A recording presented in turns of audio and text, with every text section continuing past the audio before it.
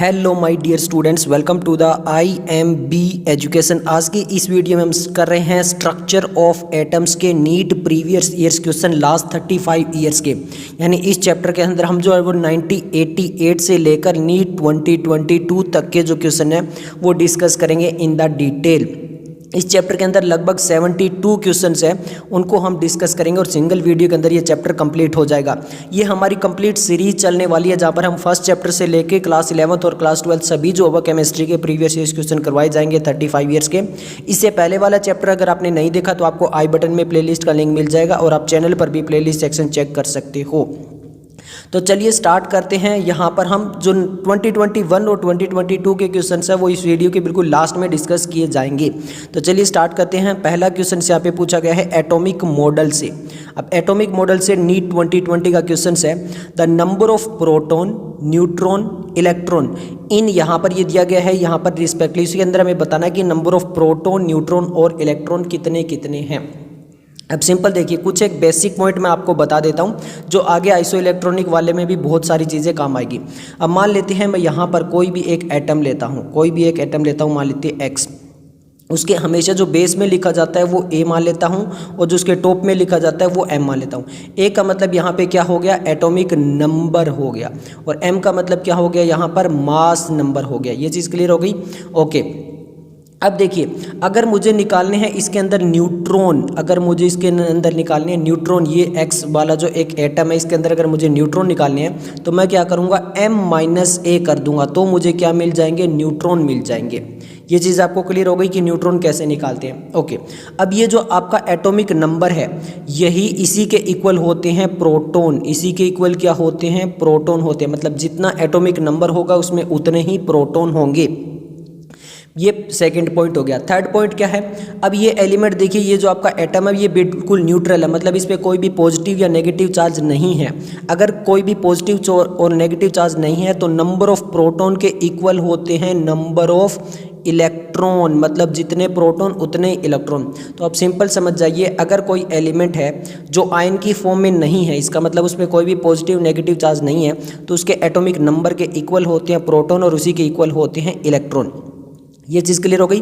जो ऊपर लिखा जाता है वो मास नंबर है। न्यूट्रॉन निकालने के लिए mass number minus atomic number कर दीजिए, आपको न्यूट्रॉन मिल जाएंगे।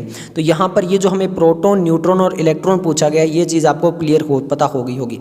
अब एक और पॉइंट थोड़ा सा आगे वाले क्वेश्चंस में काम आएगा, वो मैं बता देता हूँ।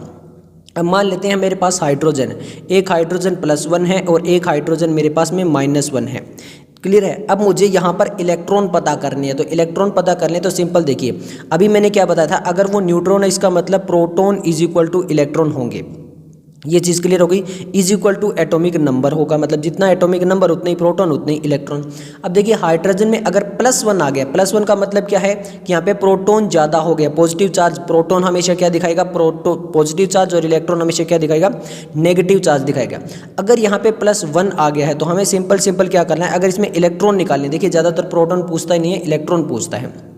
क्लियर है। तो अगर हमें इलेक्ट्रॉन निकालने तो हमें क्या करना पड़ेगा, जितना एटॉमिक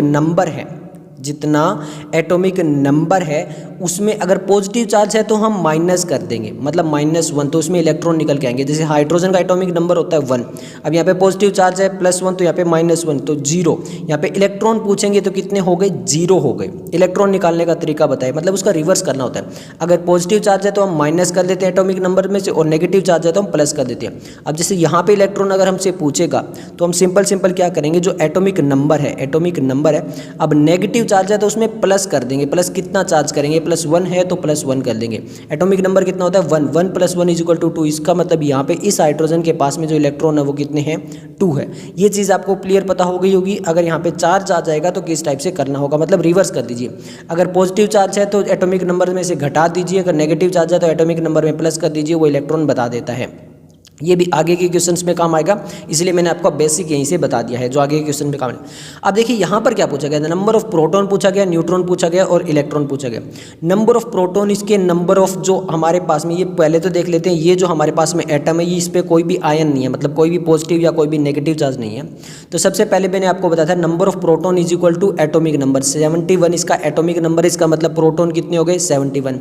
इलेक्ट्रॉन कोई भी चार्ज नहीं है तो उसी के अकॉर्डिंग इलेक्ट्रॉन 71। अब यहाँ पर 171 है, ये 104 हो गया, ये तो यहाँ पे तो दोनों ऑप्शन ही हट गए। अब न्यूट्रॉन निकालने के लिए मैंने क्या बताया था, यहाँ पे mass number minus atomic number. Mass number कितना है आपके पास में 175, इसमें से क्या कर दीजिए 71 को माइनस कर दीजिए, तो हमारे पास में 104 जो है वो निकल कर आ जाएगा नंबर ऑफ न्यूट्रॉन। तो यहाँ पर न्यूट्रॉन कितने हो गए 104 हो गए, तो हमारा आंसर क्या बन गया ऑप्शन ए बन गया। क्लियर है, ओके।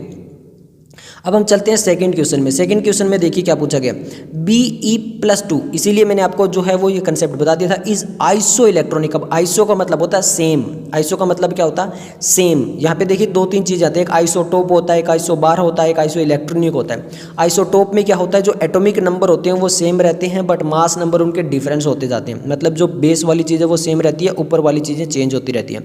आइसोबार में क्या होता है, मास नंबर सेम रहते हैं, एटॉमिक नंबर डिफरेंस होती रहते हैं। बट हमसे आइसो इलेक्ट्रॉनिक के ही ज़्यादा क्वेश्चन पूछे गए, आइसोटोप आइसोबार से क्वेश्चन नहीं पूछे गए।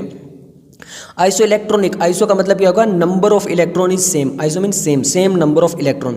विच of the following has ion, तो Be+2, पहले हमें ये पता होना चाहिए कि Be का जो एटॉमिक नंबर है वो कितना होता है। आपको 20 तक तो सीरीज याद होगी, hydrogen, helium, lithium, beryllium. Beryllium का जो एटॉमिक नंबर होता है वो होता है 4। अब मैंने आपको बताया था अगर यहाँ पर पॉजिटिव है तो इसमें से माइनस करेंगे, नेगेटिव है तो प्लस करेंगे। अब 2+ है तो हम -2 कर देंगे, तो हमें 2 मिल के आएगा। ये नंबर ऑफ इलेक्ट्रॉन इसके अंदर है, किसके अंदर, बेरिलियम +2 के अंदर नंबर ऑफ इलेक्ट्रॉन 2 है।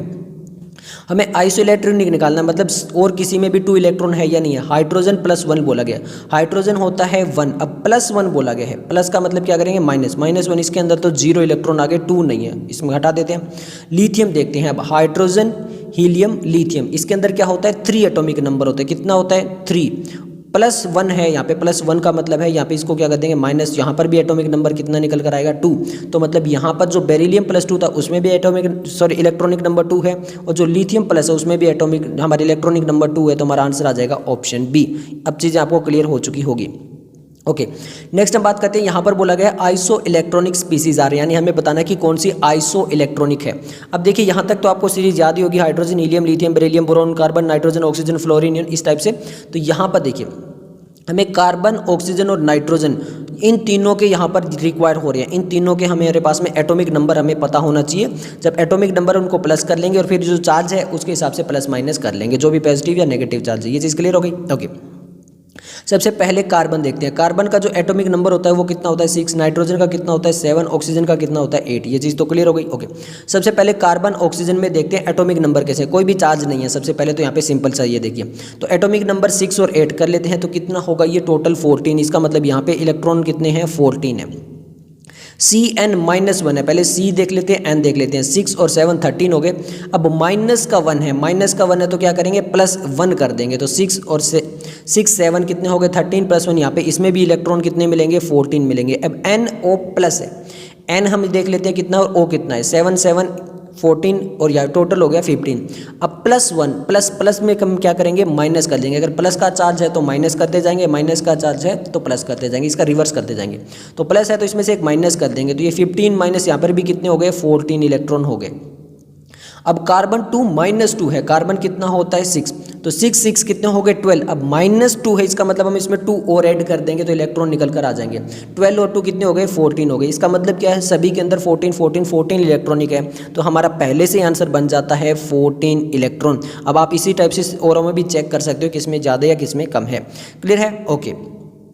नेक्स्ट हम क्वेश्चन नंबर 4 देख लेते हैं। देखिए the ion that is iso electronic with CO, यानी हमें वो बताना है कि कौन सा आयन यहाँ पे आइसो इलेक्ट्रॉनिक होगा कार्बन के साथ में। अब ये भी हमने वापस किया था, कार्बन में कितने होते हैं 6 और ऑक्सीजन में कितने होते हैं 8। तो यहाँ पर 6 और 6 कितने हो गए टोटल 14, यानी हमें ये देखना है कि किसमें 14 इलेक्ट्रॉन है।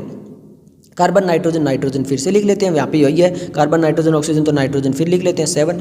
तो ये यहाँ पर हमें कार्बन और नाइट्रोजन माइनस, कार्बन में कितने हैं 6, नाइट्रोजन में कितने हैं 7, हमें टोटल कितने चाहिए होंगे 14 चाहिए होंगे। तो 6 ये हो गए 13 और माइनस ये है तो यहाँ पे एक और प्लस हो गया। तो इस टाइप से यहाँ पर भी कितने हो गए 14 इलेक्ट्रॉन हो गए। तो वापिस से फोर्थ का आंसर भी क्या आ जाएगा ए आ जाएगा। क्यों? क्योंकि इसमें हमें कितने मिलेंगे 14 इलेक्ट्रॉन मिलेंगे। आप निकाल के देख लेना, यहाँ पे नाइट्रोजन में आपको कितने मिलेंगे 13 मिलेंगे, यहाँ पर आपको ऑक्सीजन में 10 मिलेंगे। क्लियर है, और यहाँ पे जो नाइट्रोजन 2- वाला यहाँ पे आपको 15 मिलेंगे, 14 केवल इसी में, तो आंसर आ जाएगा ऑप्शन ए। नेक्स्ट हम क्वेश्चन नंबर 5 की बात करते हैं। Which one of the following is not iso electronic with -2। अब ऑक्सीजन का नंबर कितना होता है 8, अब माइनस का साइन है तो +2 कर देंगे, इसका मतलब 10। यहाँ पर हमें जो इलेक्ट्रॉनिक नंबर चाहिए वो 10। अब Tl हम इसको एक बार रहने देते हैं, ये होता है कितना थेलियम, और इसका एटॉमिक नंबर कितना होता है 81 होता है।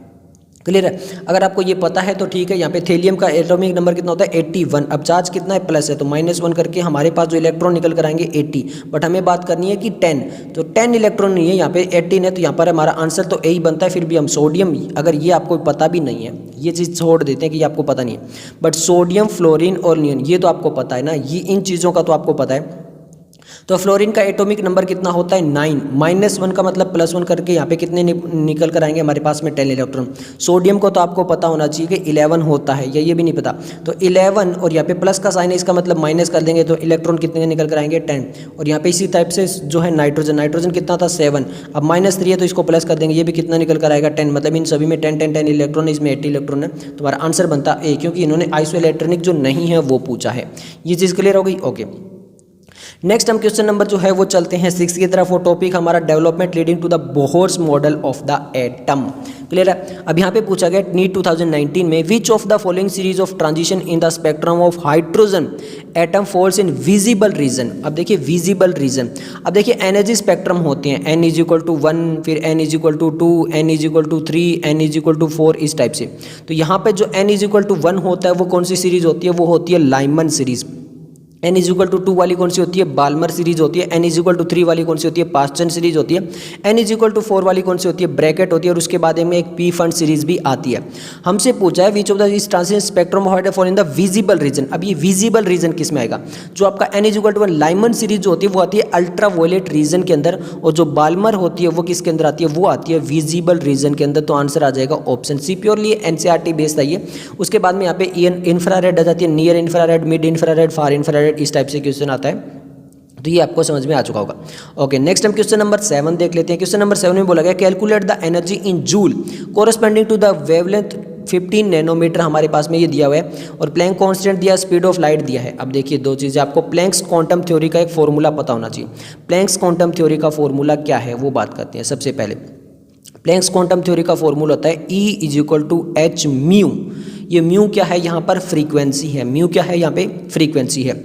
अब म्यू को हम कैसे लिखते हैं, म्यू को लिखते हैं हम, देखिए म्यू को हम लिखते हैं किस टाइप से, c/λ। c क्या है यहाँ पर, c है आपकी स्पीड ऑफ लाइट, और लैम्डा क्या होता है आपका, लैम्डा होता है जो आपकी वेवलेंथ होती है। तो इस टाइप से, तो म्यू की जगह हम c/λ लिख सकते हैं, तो ये हमारा hc/λ करके भी आता है, मतलब E = h म्यू लिख सकते हो, या फिर E = hc/λ लिख सकते हो, या फिर स्पीड ऑफ लाइट को म्यू × लैम्डा भी कर सकते हो। तो यही फॉर्मूला है, उसको बार बार घुमाया गया।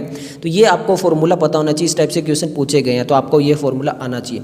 अब हमसे एनर्जी पूछी गई, क्या पूछी गई, एनर्जी पूछी गई। हमें ये देखना है कि E = h म्यू वाला लगेगा या hc/λ लगेगा। h हमें दिया है, c हमें दिया है, वेवलेंथ हमें दी है, तो E = hc/λ फॉर्मूला लगेगा। कुछ नहीं करना है, डायरेक्ट वैल्यू पुट करनी है।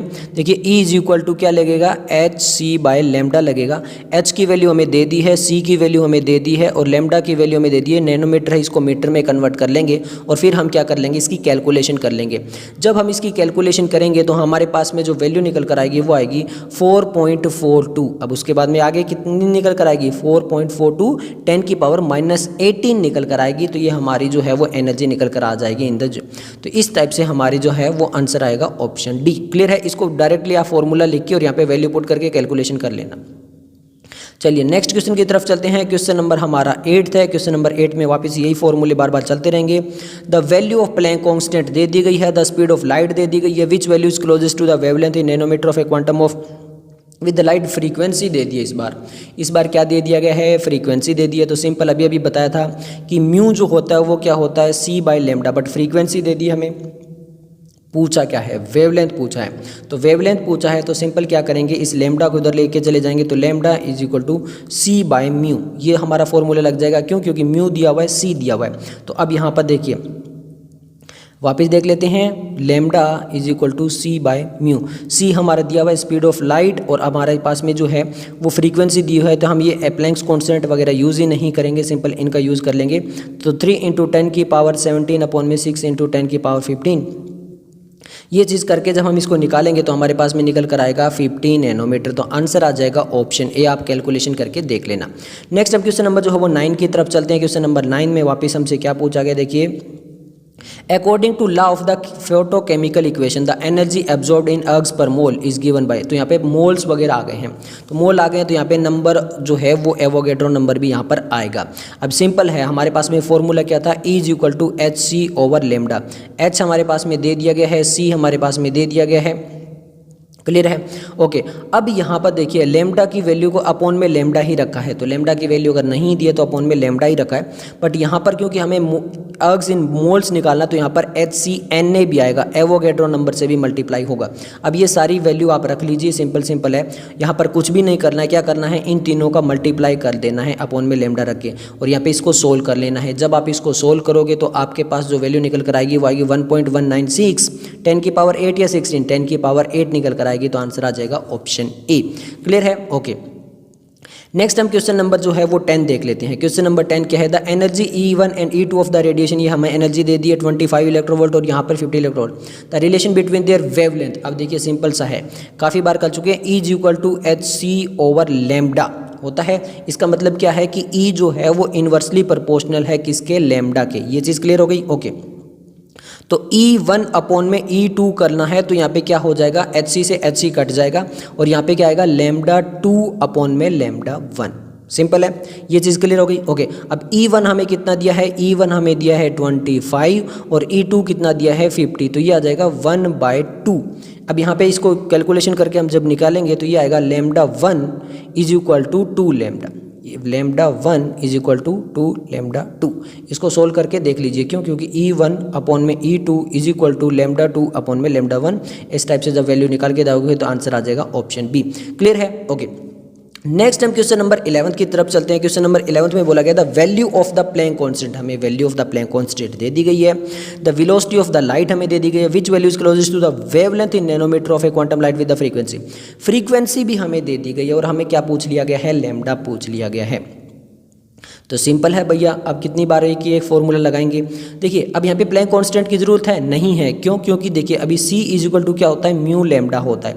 हमसे लेमडा पूछा तो C अपॉन में क्या आ जाएगा, वापस वही सेम फॉर्मूला लगा दीजिए। सेम फॉर्मूला जब आपको लगाओगे तो लेमडा इज इक्वल टू क्या आ जाएगा, C यहाँ पर ये दिया हुआ है, म्यू यहाँ पर ये दिया हुआ है। तो इसको जब कैलकुलेशन कर लोगे तो आपका आंसर आ जाएगा। इसको कैलकुलेशन करने के बाद नैनोमीटर में जब निकालोगे तो ये आएगा 4 × 10 की पावर 1। क्लियर है, ओके। नेक्स्ट क्वेश्चन नंबर जो 12 है वहाँ पे दिया गया फॉर गिवन एनर्जी E हमें दे दिया गया है, कॉरस्पॉन्डिंग वेवलेंथ हमसे पूछिए, H दे दिया है, C दे दिया है। तो E इज इक्वल टू क्या होता है, HC ओवर लेमडा होता है। अगर हमें लेमडा निकालना है तो यहाँ पर ये चला जाएगा और E इधर आ जाएगा। तो लेमडा क्या हो जाएगा हमारा, simple lambda is equal to HC over E।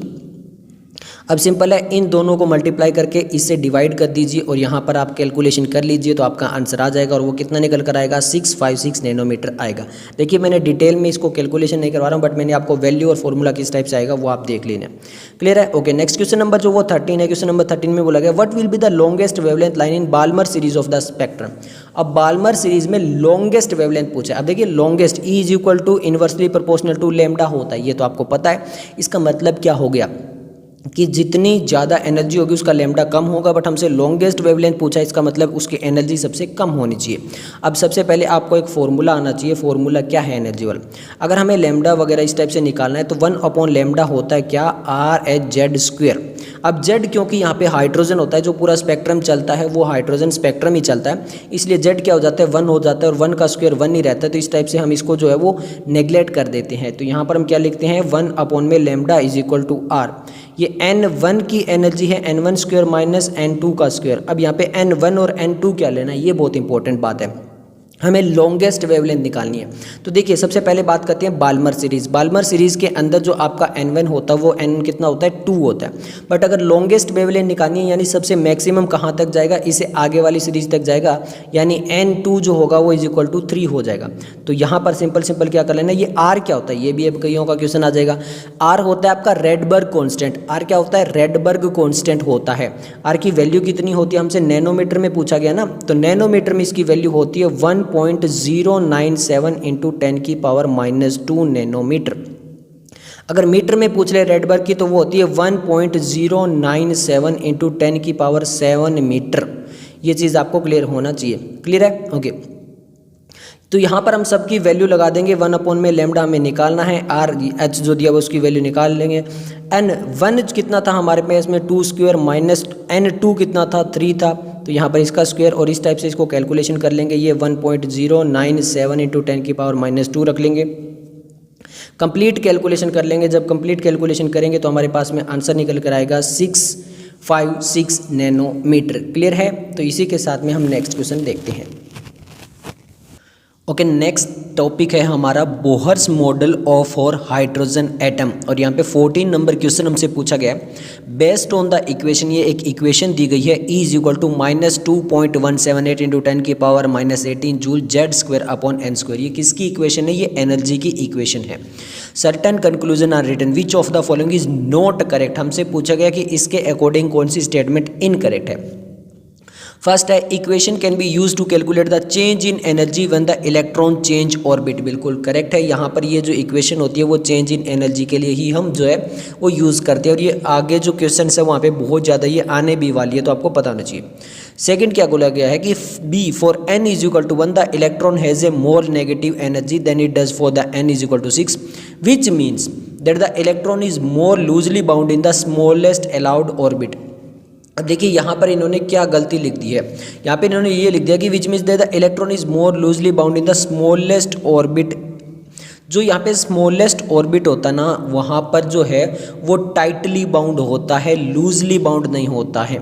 यहाँ पर इन्होंने क्या कहा है कि इलेक्ट्रॉन जो होगा वो लूजली बाउंड होगा जितना ज़्यादा स्मॉल ऑर्बिट होगा। ये समझ लीजिए कि न्यूक्लियस के पास में जो सबसे स्मॉल ऑर्बिट होता है, ये करे कि वहाँ पे इलेक्ट्रॉन जो है वो लूजली बाउंड होता है। जी नहीं, वो लूजली बाउंड होता है जो फार, जो इन्फिनिटी पे जो होते हैं, जो जितने ज़्यादा दूर होते हैं उनमें लूज बाउंड होता जाता है, बट जो पास में होता है उसमें टाइटली बाउंड होता है। तो ये जो इन्होंने स्टेटमेंट लिख दी ये गलत लिख दी, तो हमारा आंसर आ जाएगा ऑप्शन बी। अब आगे की स्टेटमेंट भी हम रीड कर लेते हैं। सी स्टेटमेंट में क्या कहा गया है? द नेगेटिव साइन इक्वेशन, जो इक्वेशन के अंदर यहाँ पे नेगेटिव साइन दिया गया, simply means that the energy of electron bound to the nucleus is lower than it would be the electron were at the infinite distance than from the nucleus. बिल्कुल correct है। Larger the value of N larger is the orbit radius, ये भी बिल्कुल सही है कि जितनी ज़्यादा वैल्यू होती जाएगी, एन की वैल्यू बढ़ती जाएगी, उतना ऑर्बिट जो है वो ज़्यादा बड़ा होता जाएगा। क्लियर है? ओके।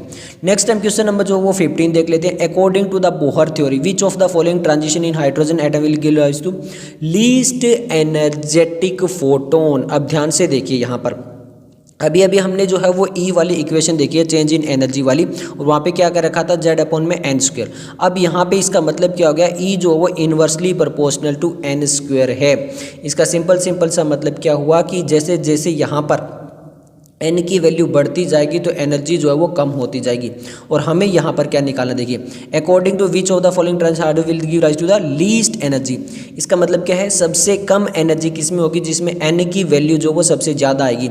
इसका मतलब जो उसकी डिनोमिनेटर की वैल्यू वो सबसे ज़्यादा आनी चाहिए। अब एक है 6 and 1, एक है 5 to 4, एक है 6 to 5 और एक है 5 to 3। अब आप यहाँ पे डेल्टा ई क्या होता? डेल्टा ई जो होगा इन्वर्सली प्रोपोर्शनल टू n1 का स्क्वायर माइनस n2 का स्क्वायर। अब यहाँ पे ये हमने 1 1 क्यों लिया है? क्योंकि z जो है वो हाइड्रोजन के लिए वो 1 रहेगा, 1 की पावर 1 होती है, वो 1 नहीं होता है, तो इसलिए अब यहाँ पे आप इसकी वैल्यू लगा के देख लीजिए। तो यहाँ पर जो है वो हाईएस्ट डिनोमिनेटर किस में आ सकता है? तो हाईएस्ट डिनोमिनेटर यहाँ पे देखिए 6 और 5 की अगर मैं लगाता हूँ तो 36 25, इसका डिनोमिनेटर सबसे हाईएस्ट आएगा। इसका मतलब अगर जिसका डिनोमिनेटर हाईएस्ट आएगा उसकी वैल्यू जो वो सबसे कम आएगी, और यहाँ पे जब कम आएगी तो यहाँ पे एनर्जी की वैल्यू कम हो जाएगी। तो सबसे हाईएस्ट डिनोमिनेटर इसी में आएगा, तो आंसर आ जाएगा ऑप्शन सी। अब आप इसको सोल्व करके भी देख सकते हो। 5 to 4 वाले, 5 to 3 वाले, 6 to 1 वाले, हमें हाईएस्ट डिनोमिनेटर केवल इसी में मिलेगा। ओके, नेक्स्ट हम क्वेश्चन नंबर जो वो 16 देख लेते हैं। क्वेश्चन नंबर 16 बोला गया the energy of the second Bohr orbit. क्या बोला गया? The energy of the second Bohr orbit of the hydrogen atom is, ये हमें एनर्जी दे दी गई है सेकंड ऑर्बिट के लिए। Hence the energy of the fourth Bohr orbit. अब यहाँ पर सिंपल क्या है कि सेकंड के लिए हमें एनर्जी देके किसके लिए पूछी जा रही है? हमारे पास में फोर्थ ऑर्बिट के लिए पूछी जा रही है। अभी हमने ई की वैल्यू, ई का फॉर्मूला में याद होना चाहिए माइनस के, ये हमने कांस्टेंट लिया है, Z/n² होता है। ये तो चीज़ क्लियर है। ओके, अब ये जो Z है ये दोनों के लिए सेम है, मतलब यहाँ पे हाइड्रोजन एटम है तो यहाँ पे नंबर सेम रहेगा। अब इन्वर्सली प्रोपोर्शनल किसके हो जाएगा? ये n² के, जैसा अभी लास्ट क्वेश्चन में था उसी टाइप से। तो हम क्या करते हैं, E2 का मतलब क्या है, सेकंड ऑर्बिट की एनर्जी ये इतनी है, E2 is equal to minus के, अब सेकंड ऑर्बिट था, n का मतलब क्या होगा, n स्क्वायर का मतलब ऑर्बिट है, n यहाँ पे ऑर्बिट है, n स्क्वायर यहाँ पे क्या था, 4 था। अब यहाँ पे हमें E4 के लिए निकालना है, अपॉन में E4 के लिए निकालना है, तो माइनस के वो तो सेम रहेगा। अब 4 का जो स्क्वायर होगा, n स्क्वायर होगा, वो कितना हो जाएगा, 16 हो जाएगा। इस टाइप से हमें ये लिख दिया है। अब यहाँ पे माइनस के से के कट कर लेते हैं, ये 4/16 ऊपर चला जाएगा, तो ये किस टाइप से आएगा, E2 अपॉन में E4 इज इक्वल टू 16/4। इसको जब कट करेंगे तो यहाँ पे आ जाएगा 4। अब E2 की दी हुई है, तो हमारा जो फॉर्मूला इसको शो करके आता है, E2 is equal to 4E4। अब यहाँ पर क्या होगा, अगर हमें E4 के लिए निकालना है तो वो डिवाइड कर देंगे E2 से, किससे, 4 से डिवाइड कर देंगे, तो यहाँ पे हमारा आंसर आ जाएगा। अब जहाँ पे जो है वो 328 है, इसको 4 से डिवाइड कर दीजिए, 8 और ये 2, तो 82 किलो जूल, यानी यहाँ पे आंसर आ जाएगा ऑप्शन बी। क्लियर है, ओके। नेक्स्ट हमारा जो क्वेश्चन नंबर है वो 17 देख लेते हैं। क्वेश्चन नंबर 17 में क्या पूछा गया, The frequency of radiation emitted when the electron falls n2 to n1 in a hydrogen atom will be the, यहाँ पे हमें टोटल ये हमें इस टाइप से बोला गया कि यहाँ पर फ्रीक्वेंसी निकालनी है। क्या निकालनी है, हमें यहाँ पे फ्रीक्वेंसी निकालनी है। अब देखिए आपके सामने है, फ्रीक्वेंसी निकालनी है तो हमारे सामने सबसे पहले दो फॉर्मूले पता होने चाहिए। एक तो डेल्टा एनर्जी वाला फॉर्मूला पता होना चाहिए, एक हमारे पास में क्या है, E is equal to H mu वाला। हमें ये चीज़ निकालनी है, ये हमें दिया है और ये पहले हमें निकालनी पड़ेगी, क्योंकि ये हमें एच कॉन्स्टेंट यहाँ पर दे दिया गया, ये हमारे सामने ये रहा। अब हमें E निकालना है। E के लिए अभी हम वापस वही वाला फॉर्मूला लगा लेते हैं, कौन सा, E is equal to R, और वही वापस 1n1 का स्क्वायर माइनस n2 का स्क्वायर, यही आएंगे। यहाँ पे 4 और 1 है, क्लियर है। तो यहाँ पे फॉल्स फ्रॉम 4 to 1 जा रहा है, तो यहाँ पे 4 to 1 जा रहा है, तो n1 क्या हो जाएगा, 4 हो जाएगा, n2 क्या हो जाएगा, 1 हो जाएगा। तो हम इसको सोल्व कर लेते हैं। या R जो दिया ना, R ये वाली वैल्यू है H, ये चीज़ आपको पता होनी चाहिए, क्लियर है। फिर यहाँ पर ये सारा फॉर्मूला लगा के हम क्या कर लेंगे, कैलकुलेशन निकाल लेंगे, E की वैल्यू निकाल लेंगे। E की वैल्यू कैसे निकालेंगे, यहाँ पर ये H की वैल्यू हम रखेंगे, फिर यहाँ पे अपॉन में 16 माइनस 1 करेंगे, तो ये चीज़ आपको पता होना चाहिए। तो ये हमारा आ जाएगा 15 अपॉन में 16, ये चीज़ क्लियर होगी। फिर ये H की वैल्यू, इसको डिवाइड करके हम निकाल लेंगे, ये वैल्यू हमारी लगभग निकल कर आएगी। E की जो वैल्यू निकल कर आएगी वो आएगी हमारी 20.44 इंटू 10 की पावर माइनस 19 जूल। अब E is equal to H mu है, तो म्यू को निकालना है तो E अपॉन में H कर देंगे। अब ये 20.44 आया है, इसमें जो हमारी H की वैल्यू है 6.6 इंटू 10 की पावर माइनस 34, इससे हम डिवाइड कर देंगे और हमारी म्यू जो है वो फ्रीक्वेंसी आ जाएगी। फ्रीक्वेंसी कितनी आएगी, फ्रीक्वेंसी आएगी 3.08 इंटू 10 की पावर 15, ये वाली हमारी फ्रीक्वेंसी निकल कर आ जाएगी। ओके, क्लियर है। ओके, नेक्स्ट हम क्वेश्चन नंबर 18 देख लेते हैं। क्वेश्चन नंबर 18 में बोला गया, in a hydrogen atom energy for the first excited state is, ये हमारे पास में एनर्जी दी गई है -3.4 electronvolt. Then find out the kinetic energy of the same orbit. अब यहाँ पे देखिए, ये हमें टोटल एनर्जी दी गई है कि इसके लिए, फर्स्ट एक्साइटेड स्टेट के लिए हाइड्रोजन एटम की। अब हमसे काइनेटिक एनर्जी पूछ रहे हैं, तो इसमें ज़्यादा कैलकुलेशन नहीं करेंगे। सिंपल आपको एक रूल पता होना चाहिए कि जो टोटल एनर्जी होता है is equal to kinetic energy is equal to potential energy. अब ये जो टोटल एनर्जी होता है, अगर वो माइनस में है तो इसका ऑपोजिट होता है काइनेटिक एनर्जी, और इसका डबल जो होता है वो होता है पोटेंशियल एनर्जी। अब हमसे काइनेटिक एनर्जी पूछिए तो यहाँ पर ये माइनस में होता है, और जबकि काइनेटिक एनर्जी किस में होती है, पॉजिटिव होती है। तो सिंपल सा है, यहाँ पे टोटल एनर्जी -3.14 दी है, तो हमारे पास में जो kinetic energy, total energy minus में दी है, तो काइनेटिक एनर्जी प्लस में निकल कर आएगी और वो आ जाएगा पॉइंट प्लस 3.4 इलेक्ट्रोवोल्ट। ज़्यादा कुछ करना भी नहीं है। क्वेश्चन नंबर 19 देख लेते हैं। क्वेश्चन नंबर 19 में पूछा है, Who modified Bohr theory by introducing elliptical orbits for electron path। Simple है, नाम बताना है कि किसने जो इलेक्ट्रिकल ऑर्बिटल जो इंट्रोड्यूस किए थे और फिर बोहर थ्योरी को मॉडिफाइड किया था। रदरफोर्ड में, थॉमसन ने, हार्ड ने, सोमरफेल्ड ने। तो यहाँ पे सोमरफेल्ड ने जो था वो इसके अंदर चेंज किया था। तो सिंपल हमारा आंसर आ जाएगा। क्लियर है, ओके। अब नेक्स्ट हम क्वेश्चन नंबर 20 देख लेते हैं। क्वेश्चन नंबर 20 में हमसे क्या पूछा गया है, the Bohr orbit radius for the hydrogen atom n is equal to 1 is approximately. तो हमारे पास में बोहर एटम जो 1 के लिए हमारे पास में रेडियस दे दिया गया है। The radius for the first excited state is equal to 2। हमें जो है वो 2 के लिए उसका रेडियस पता करना है। सिंपल देखिए, आर एन, एन का मतलब क्या है, nth ऑर्बिट। कोई भी ऑर्बिट का अगर हमें जो है वो रेडियस निकालना है तो सिंपल क्या करना पड़ता है, यहाँ पे r is equal to N square into R1। R1 का तो हमें यहाँ पे दे ही दिया है। अब हमें सिंपल क्या करना पड़ता है, एन स्क्वायर। एन स्क्वायर हमें यहाँ पे किसके लिए निकालना है, 2 के लिए। अगर मान लो 3 के लिए निकालना हो, 4 के लिए निकालना हो, जो भी निकालना हो, एन स्क्वायर इंटू आर हो जाता है। अपोन में जेड होता है, बट क्योंकि ये हाइड्रोजन के लिए और जेड यहाँ पे क्या होता है, केवल 1 होता है, तो हमें ज़्यादा जो है वो यहाँ पे नहीं लिखना है। ये चीज़ क्लियर हो गई। ओके, तो एन स्क्वायर देख लीजिए। अब एन हमें क्या पूछा गया, 2 पूछा गया, तो 2 का स्क्वायर कितना हो गया, 4।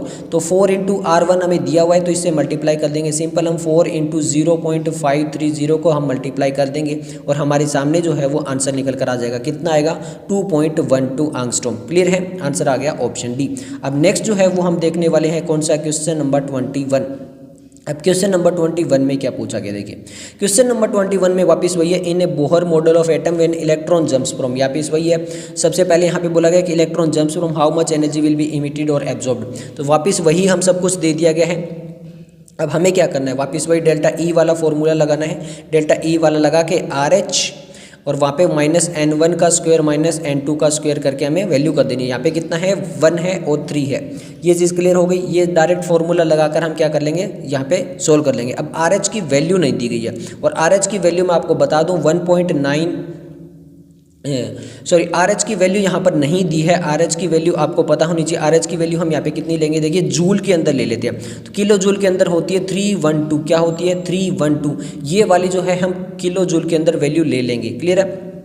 उसके बाद में n स्क्वायर करके और इसका वैल्यू जो है वो हम निकाल लेंगे यहाँ से। क्लियर हो गया ये चीज़। ओके, हमने ये किसके अंदर ली है, किलो जूल के अंदर, किसकी, RH की वैल्यू। अब यहाँ पे देखिए, हमसे यहाँ पे किलो जूल में तो कोई है ही नहीं, यहाँ पे जो ऑप्शन है वो अर्ग में है। अब यहाँ पर हम पूरा वही वापिस सोल्व कर लेंगे, 1/3 का स्क्वायर -1/1 का स्क्वायर करके यहाँ पे इसको पूरा सोल्व कर लेंगे। और जब यहाँ पर हमारी वैल्यू आ जाएगी तो यहाँ पर हमें जूल को कन्वर्ट करना पड़ेगा किसमें, अर्ग में। अब 1 जूल जो होता है ना, 1 जूल होता है किसके, 10⁻7 अर्ग के इक्वल होता है। किसके इक्वल होता है, 10⁻7 अर्ग के इक्वल होता है। जब आप इस सब को सोल्व करोगे तो आपके सामने जो वैल्यू निकल कर आएगी एनर्जी वाली, वो आएगी 1.94 इंटू 10⁻18 जूल। बट जब हम इसको अर्ग में कन्वर्ट कर देंगे तो वहाँ पे 10⁻7 होंगे। बट ये देखिए 0.194 है, यहाँ पर इसको भी और चेंज करके इन्होंने क्या कर दिया, उसमें और पॉइंट लगा दिया और ये 10⁻10 कर दिया है। यहाँ पे 0.1936 कर दिया है, इस टाइप से कर दिया है। तो यहाँ पर ये जो आंसर बनता है वो बनता है हमारा ऑप्शन डी। क्लियर है। ओके, ये कैलकुलेशन वगैरह मैंने नहीं है, मैंने आपको डायरेक्ट फॉर्मूला बताया है, उसमें आप वैल्यू पुट करोगे, कैलकुलेशन करोगे तो आपके सामने जो वो आंसर निकल कर आ जाएगा। ओके, अब यहाँ पर देखिए क्वेश्चन नंबर 22 है, the radius of hydrogen atom in the ground state is, ये रेडियस दिया हुआ है ग्राउंड स्टेट में। The radius of lithium ion atomic radius 3 is the similar state in. अब देखिए यहाँ पर सिंपल क्या करना है, अभी मैंने बताया था रेडियस ऑफ nth ऑर्बिट वाला था n स्क्वायर, मैंने बोला था z क्योंकि हाइड्रोजन है इसलिए हम नहीं लिखते हैं, z इंटू R1 हो जाता है। अब हाइड्रोजन का R1 हमें दिया हुआ है, n स्क्वायर हमें जो है वो सेम ही निकालना है, देखिए सिमिलर स्टेट के लिए निकालना है। बट z क्या हो गया, z हमारा जो एटॉमिक नंबर है वो 3 हो गया। तो सिंपल हमें कुछ नहीं करना है, क्या करना है, C1 जो 0.53 है, n हमारी 1 की 1 रहेगी तो इसमें कोई चेंज नहीं करना, z हमारा 3 हो गया। तो इस 0.53 को डिवाइड कर देंगे और जब इसको डिवाइड करेंगे तो हमारे सामने जो निकल कर आएगा वो आएगा 0.17 एंगस्ट्रॉम। क्लियर है। ओके, नेक्स्ट हमारा क्वेश्चन नंबर 23 है। क्वेश्चन नंबर 23 में बोला गया the energy of an electron in the nth Bohr orbit of the hydrogen atom. Simple, कई बार ये फॉर्मूला स्टार्टिंग से बताने लगे थे, delta E is equal to K Z square upon में n स्क्वायर। अब जेड जो है वो किसके लिए, हाइड्रोजन एटम के लिए, तो वो 1 रहेगा और इसके टोटल जो वैल्यू निकल के आती है इलेक्ट्रॉन वोल्ट में वो -13 है। अब सिंपल हमें जो नीचे वाला बताना है कि वो n4 है, n⁻3 n⁻2 है या n, तो हम कई बार कर चुके हैं कि n⁻2 होगा, तो आंसर आ जाएगा ऑप्शन सी। इसको आप as it is as a formula भी याद रख सकते हो कि nth बोर ऑर्बिट की अगर एनर्जी निकालनी हो तो वो इलेक्ट्रॉन वोल्ट में 13.6 इंटू n की स्क्वायर होता है। ये आप डायरेक्ट फार्मूला भी लिख सकते हो, आप कई बार आ भी सकता है यहाँ से क्वेश्चन। क्लियर है। ओके, नेक्स्ट हमारा क्वेश्चन नंबर जो 24 है, the spectrum of helium is expected to be similar to that the. अब इन्होंने बोला कि जो हीलियम का स्पेक्टर है उसी की सेम स्पेक्टर जो है वो किसका निकल कर आ सकता है, तो जिसका इलेक्ट्रॉन सेम होगा। तो सिंपल हमें आइसो इलेक्ट्रॉनिक निकालना है। अब हीलियम का जो है वो कितना होता है, 2 इलेक्ट्रॉन होता है। क्यों, क्योंकि ये न्यूट्रल है, अभी हमने बताया था। हाइड्रोजन में कितना हो जाएगा 1 हो जाएगा। अब देखिए लिथियम में कितना हो जाएगा वापस में, लिथियम में 3 और ये +1 का साइन है तो -1 = 2 इलेक्ट्रॉन, तो लिथियम का सेम इलेक्ट्रॉन नंबर रहेगा, तो लिथियम प्लस जो आयन है उसका स्पेक्ट्रम भी बिल्कुल सेम निकल कर आएगा। नेक्स्ट हम क्वेश्चन नंबर जो 25 देख लेते हैं। If r is the radius of the first orbit, the radius of the nth orbit. अभी अभी आपको बताया था कि nth ऑर्बिट का निकालना है तो rn²। अब इस टाइप से देख लीजिए कौन सा है, nth ऑर्बिट के लिए rn² था अपन में z, क्योंकि यहाँ पे कुछ है नहीं तो यहाँ पर rn² हमारा जो है वो आंसर निकल कर आ जाएगा, आंसर आ जाएगा ऑप्शन ए। क्लियर है? ओके, नेक्स्ट जो टॉपिक स्टार्ट हो रहा है वो हो रहा है towards the quantum mechanical model of the atom. अब यहाँ पर जो है वो D Broglie wavelength, angular momentum, uncertainty के क्वेश्चंस भर भर के आएंगे और इनके फॉर्मूले आपको पता होने चाहिए। सबसे पहले अगर मैं आपको बात बताऊँ, यहाँ पर डी ब्रोगली वेवलेंथ का फॉर्मूला क्या होता है, वहाँ पे होता है लैम्डा = h/p। अब ये p क्या है, p है मोमेंटम, p क्या है मोमेंटम है। मोमेंटम को कैसे लिख सकते हैं, मास इंटू वेलोसिटी। तो इस इक्वेशन को हम दूसरी तरह लिख सकते हैं, h ये वही प्लैंक कांस्टेंट रहेगा, p यहाँ पर क्या हो जाएगा mv हो जाएगा, यानी मास इंटू वेलोसिटी भी हो जाएगा। इसको इस टाइप से भी लिखा जा सकता है। ये होती है डी ब्रोगली वेवलेंथ। अब एक आता है एंगुलर मोमेंटम, अगर निकालना हो तो क्या होता है, उसका भी एक फॉर्मूला है, वो भी अभी आप याद रख लीजिए। वो होता है mvr = nh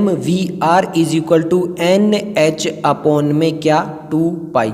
अब ये mv वाला वही मोमेंटम है और ये क्या है रेडियस है, n क्या है यहाँ पर ऑर्बिट है और ये hy प्लैंक कांस्टेंट है अपॉन 2 पाई। ये चीज़ आपको क्लियर हो गई, ये भी आपको याद रखना है। n की वैल्यू ऑर्बिट के हिसाब से चेंज हो सकती है। ये किसका फॉर्मूला है, एंगुलर मोमेंटम का, क्योंकि यहाँ पे रेडियस आ चुका है इसलिए। क्लियर है?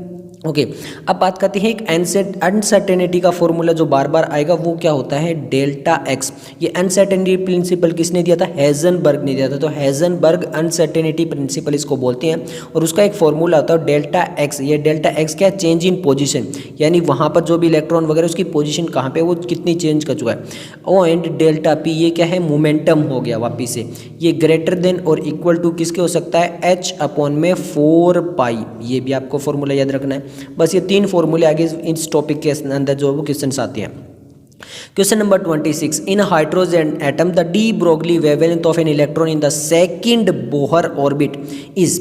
हमसे ये पूछा गया है कि जो हमारे पास में हाइड्रोजन एटम है उसके अंदर जो डी ब्रोगली वेवलेंथ कितनी होगी। अब डी ब्रोगली वेवलेंथ की क्या था, लैम्डा = क्या था h/p।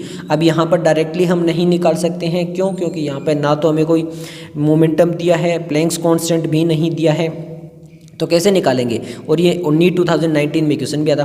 तो हम क्या करते हैं, h = mv कर लेते हैं। अब एक चीज़ आपको क्लियर हो गई। ओके, अब आप कहोगे यहाँ से भी नहीं निकल रहा है तो हम दूसरा फॉर्मूला लगाते हैं जो मैंने अभी बताया था एंगुलर मोमेंटम का।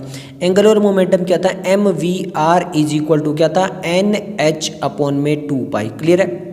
ओके, अब देखिए यहाँ पर क्या करते हैं, यहाँ पर ये जो mv है इसमें से ये mv निकाल के हम ले आते हैं। तो mv = क्या हो जाएगा, h/λ हो जाएगा। क्लियर है?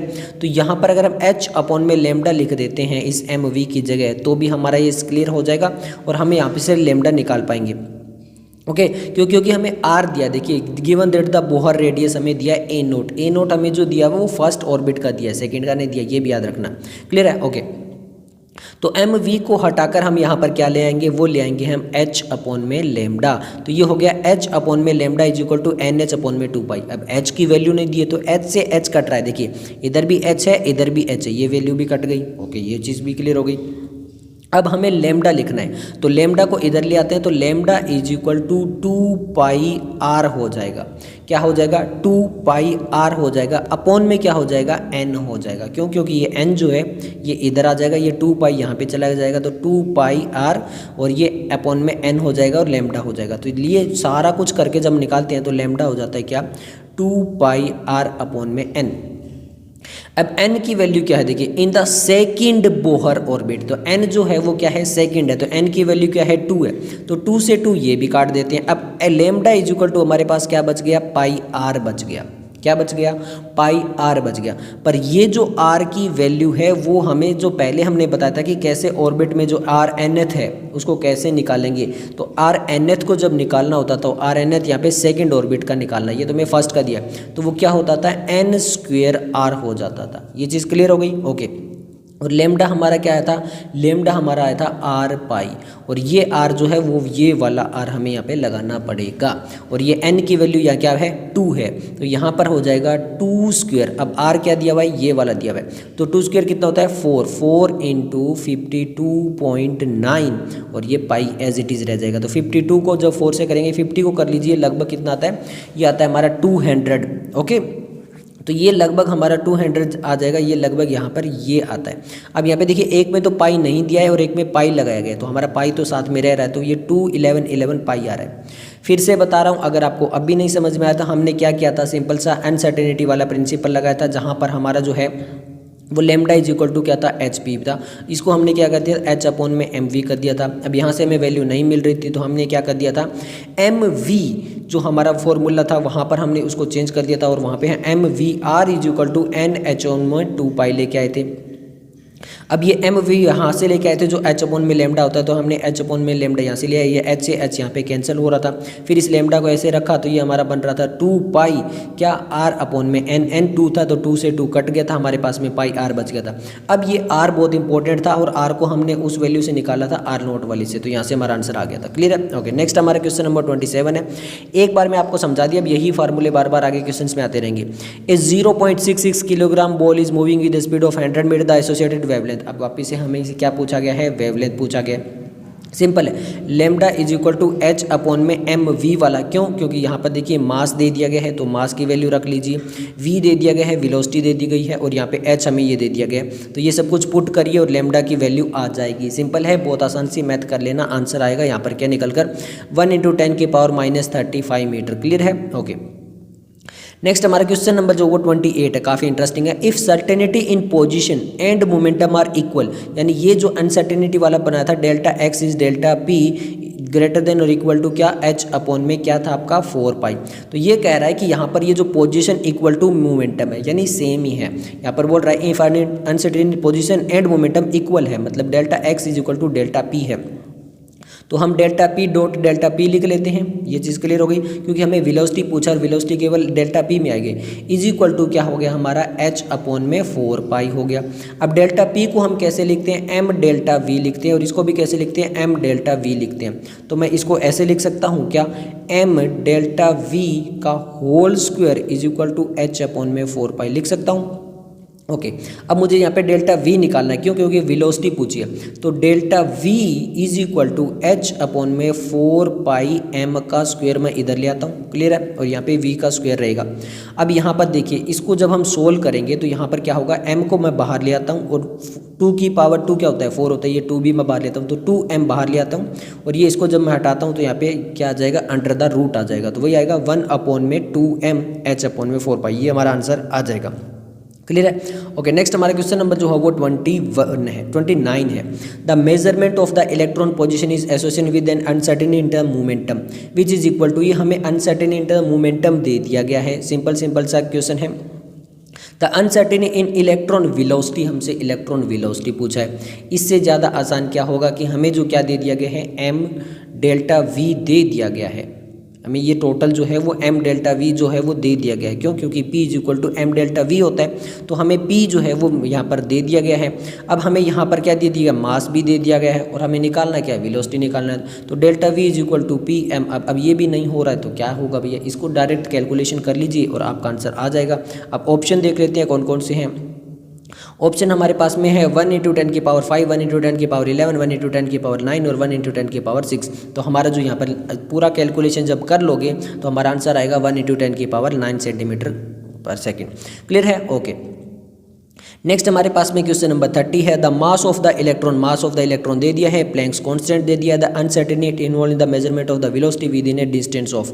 तो यहाँ पर डिस्टेंस का मतलब क्या है, यहाँ पर सिंपल सा हमें वापस से क्या दे दिया है, यहाँ पर ये जो डिस्टेंस दिया है ये हमें पोजीशन का चेंज दिया है कि मतलब इतनी पोजीशन यहाँ पे, तो यहाँ पर वापस वही लगा लेते हैं, delta x delta p is equal to H upon में 4 पाई, ये सेम चीज़ है। अब यहाँ पर डेल्टा पी वगैरह हमें नहीं दिया, तो प्लैंक कांस्टेंट दिया, ये वाली चीज़ दे दी है, पी को हम एम डेल्टा वी कर लेते हैं।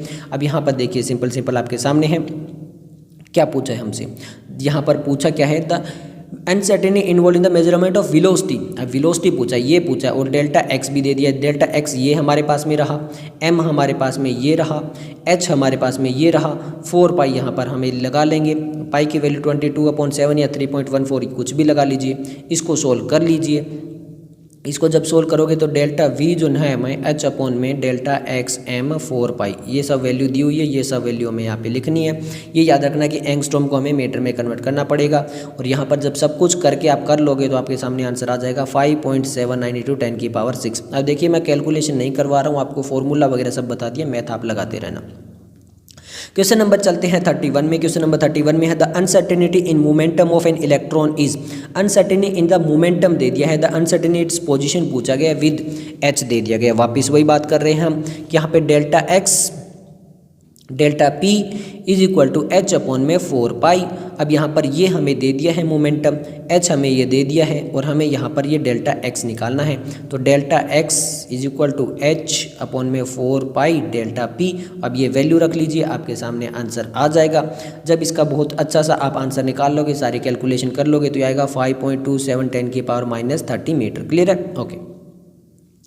यहाँ पे कैलकुलेशन फिर मैं बता रहा हूँ, नहीं करवा रहे हम, केवल जो है वो मेथड बता रहे हैं, फिर उसमें वैल्यू पुट करिए, आपके सामने answer 32। The de Broglie wavelength of a particle with mass 1 gram and velocity 100 metre square. तो ये मीटर है और ये ग्राम है, या तो इसको किलोग्राम में करना पड़ेगा। तो पहली चीज़ यहाँ पर ये चीज़ करनी पड़ेगी। अब यहाँ पर फॉर्मूला कौन सा लगेगा पहले देख लेते हैं। De Broglie wavelength particle with mass, mass दे दिया है, वेलोसिटी दे दिया, और हमसे क्या पूछा गया है, एच पूछा गया। तो यहाँ पे lambda is equal to H upon में पी होता है, और यहाँ पे क्या हो जाएगा, एच अपॉन में एम वी लगा लेंगे, और यहाँ पर इनकी वैल्यू पुट करके और फिर हमारे पास में जो है वो आंसर आ जाएगा। अब एच की वैल्यू देखिए यहाँ पर नहीं दिया क्योंकि काफ़ी पुराना है, बट अब जो है वो एच की वैल्यू भी दे दी जाती है क्वेश्चंस में, आपने देखा भी होगा रिसेंट ईयर में। तो वो सब करके और आप जो है वो आंसर निकाल लीजिए। अब कई बच्चे आंसर पूछेंगे तो आएगा 6.63 × 10⁻³ मीटर। क्लियर है? ओके। नेक्स्ट हम क्वेश्चन नंबर जो है वो चलते हैं 33 की तरफ। 33 में हमसे क्या पूछा गया, देख लेते हैं क्या पूछा गया। The position of both an electron and helium atom is known. अब पोजीशन बता दिए 1 nanometre. Further the momentum of the electron is within the, हमें जो है वो मोमेंटम बता दिया गया है। The minimum uncertainty in the measurement of the momentum of the helium is. अब यहाँ पर क्या बोला गया है कि momentum of the electron is known as the minimum uncertainty in the measurement of the momentum of helium पूछा है। The position for both an electron और एक हीलियम। तो एक तो इलेक्ट्रॉन है और एक हीलियम है, हमें इलेक्ट्रॉन की जो है वो इन दोनों की चीज़ें क्या बता दी गई है, पोजीशन बता दी गई है। अब मोमेंटम ऑफ इलेक्ट्रॉन दे दिया है कि ये इलेक्ट्रॉन का मोमेंटम इतना है, और हमसे हीलियम का जो है वो क्या पूछ लिया है, मोमेंटम पूछ लिया है। अब सिंपल सा समझिए आप, यहाँ पे कुछ भी नहीं लगाना है। According to the uncertainty principle, यहाँ पर क्या कहता है कि product of uncertainty in position और अनसर्टेनिटी मोमेंटम जो होता है वो कांस्टेंट होता है फॉर ए पार्टिकल। वो पार्टिकल कोई भी हो, वहाँ पर जो अनसर्टेनिटी पोजीशन या फिर अनसर्टेनिटी इन मोमेंटम जो है वो सेम ही रहेंगे। तो यहाँ पर हमसे मोमेंटम पूछा है, तो मोमेंटम जो है जितना इलेक्ट्रॉन का था उतना ही किसका रहेगा, हीलियम का रहेगा। तो इसका कितना है 5 × 10⁻⁻16, तो इसका भी इतना ही रहेगा। तो आंसर आ जाएगा ऑप्शन डी। डेल्टा पी जो है, डेल्टा मोमेंटम जो है वो दोनों के लिए बिल्कुल सेम रहेगा। क्लियर है? ओके। नेक्स्ट हम क्वेश्चन नंबर जो है वो 34 देख लेते हैं। क्वेश्चन नंबर 34 में क्या दिया गया भैया, अनसर्टेनिटी। अब आपको बता दूं ये जो डी ब्रोगली वेवलेंथ वाला जो है ना, वो फिजिक्स में जो मॉडर्न फिजिक्स वाला पोर्शन है उससे हर साल क्वेश्चन आ रहा है। तो ये वाला जो पोर्शन है वो आपको फिर से बता रहा हूँ, मॉडर्न फिजिक्स में क्लास 12th में लास्ट का जो पोर्शन है वहाँ से आप देख भी सकते हो, टॉपिक से बहुत बार क्वेश्चन आए, लगभग हर दूसरे साल या हर साल क्वेश्चन आता रहता है। तो आपको डी ब्रोगली वाला अच्छे से करना है, ये वाला लिंक वहाँ पर भी होता है। Uncertainty in position of an electron दे दिया है, मास दे दिया है, मूविंग विद वेलोसिटी दे दी है, एक्यूरेट। अब यहाँ पर ये इंपॉर्टेंट चीज़ है, वेलोसिटी में एक्यूरेसी परसेंटेज में दे कि भैया इन्होंने ये बोल दिया कि यहाँ पर ये जो वेलोसिटी है इसकी एक्यूरेसी इतनी है। तो 100% एक्यूरेसी पहले जब हमें निकालनी पड़ेगी तभी बात बनेगा। फॉर्मूला तक इन्होंने बता दिया कि आप सपोन में 4 पाई याद कर लीजिए, और अनसर्टेन एक्सपर ये जो एच की वैल्यू है ये भी इन्होंने बता दी है। तो हमें यहाँ पर सिंपल सा क्या रखना पड़ेगा, देखिए हमें जो है वो डेल्टा क्या निकालना है, डेल्टा एक्स निकालना है। यहाँ पर देखिए uncertainty in position of an electron हमें निकालना है, मूविंग विद ए वेलोसिटी, मास उसका दे दिया है, वेलोसिटी दे दी है, और हमें क्या निकालना है, उसकी अनसर्टेनिटी इन द पोजीशन निकालनी है। सिंपल है। Delta x delta p is equal to क्या हो गया एच अपॉन में 4 पाई, ये तो हो गया। ओके, यहाँ पर डेल्टा पी को हम एम वी में लिखेंगे, एम हमारा दे दिया वी। अभी वी का इंपॉर्टेंट पॉइंट क्या है कि यहाँ पे हमें परसेंटेज में दे दिया कि इसकी इतनी एक्यूरेसी है। जब हम इसकी 100% एक्यूरेसी निकालनी पड़ेगी, एक्चुअल वेलोसिटी हमें इसकी निकालनी पड़ेगी, उसके लिए क्या करेंगे हम पहले परसेंटेज को नॉर्मल में कन्वर्ट कर लेते हैं। तो 0.001 है, नॉर्मल में कन्वर्ट करने के लिए अपॉन में 100 लगा लिया, बिल्कुल सही है। अब ये जो एक्यूरेसी हम किसकी निकाल रहे हैं, इसकी निकाल रहे हैं, तो इससे मल्टीप्लाई कर देते हैं 3 × 10⁴ सेंटीमीटर। अब यहाँ पर इस सबको कर लीजिए, इसको जब हटाओगे तो अपॉन में यहाँ पे 3 0 और आ जाएगी, टोटल 5 0 हो जाएगी। यहाँ पर इस सबको करोगे तो यहाँ पे ये 4 से ये 4 0 कट जाएगी, ये आ जाएगा 0.3, क्या आ जाएगा आपका 0.3 सेंटीमीटर पर सेकंड एक्चुअल वेलोसिटी निकल कर आएगी। अब ये ध्यान देना है, जब भी किसी में इतना दे दिया कि उसकी एक्यूरेसी नहीं है तो उसको पहले एक्यूरेट निकाल लीजिए। बस अब हमारा निकल के आ चुका है आंसर। क्या निकालना है, देखिए हमें डेल्टा एक्स निकालना है, एम हमारा दे चुके हैं, डेल्टा वी हम निकाल चुके हैं 0.3 और एच हमारा पास में दिया हुआ है यहाँ पर, और 4 पाई वैल्यू यहाँ पर लिख लीजिए। तो यहाँ पे delta x is equal to H upon में m delta v 4 pi, delta v यहाँ पे 0.3 है, एम हमारे पास एज इट इज़ ये लगाना है और एच हमारे पास में ये लगाना है और 4 पाई की वैल्यू लगा देनी है, पाई की वैल्यू 3.13। ओके, क्लियर है, कोई भी लगा लीजिए 22 अपॉन में 7 वाली और हमारा आंसर निकाल लीजिए। अब आंसर यहाँ पर क्या आएगा, आंसर आएगा 1.93 सेंटीमीटर। क्लियर है, ओके। नेक्स्ट हम क्वेश्चन नंबर जो वो 35 की तरफ चलते हैं। क्वेश्चन नंबर 35 हमारा 1989 का है। विच of the following statement do not form in part of Bohr model of hydrogen atom, यानी यहाँ पर बोहर मॉडल जो हाइड्रोजन एटम दिया था उसके अकॉर्डिंग कौन सी पार्ट नहीं है यहाँ पे। Energy of the electron in the orbit are quantised, यानी जो एनर्जी होती है इलेक्ट्रॉन की वो ऑर्बिट्स के अंदर क्वांटाइज्ड हो जाती है। The electron in the orbit nearest the nucleus has the lowest energy. See electron revolves in different orbit around the nucleus and ये the position and velocity of the electron in the orbit can not be determined simultaneously. इन्होंने बोला according to Bohr model. अब यहाँ पर ये जो है ना पोजीशन और velocity of the electron orbit can not be determined simultaneously, ये हेजनबर्ग अनसर्टेनिटी प्रिंसिपल है, बोहर पोस्टुलेट वगैरह नहीं है। ये क्या है, ये हेजनबर्ग अनसर्टेनिटी प्रिंसिपल है, तो ये अकॉर्डिंग टू बोहर नहीं है, ये हेजनबर्ग के अकॉर्डिंग है, तो आंसर आ जाएगा ऑप्शन डी। क्लियर है, ओके। तो जो नेक्स्ट टॉपिक है वो हमारा quantum mechanical model of atoms है, और ये सबसे इंपॉर्टेंट टॉपिक्स है इस चैप्टर का, क्योंकि ये लगभग यहाँ से हर साल लगभग क्वेश्चन बन रहे हैं और बहुत सारे क्वेश्चन इसी टॉपिक से हमें देखने को मिलेंगे।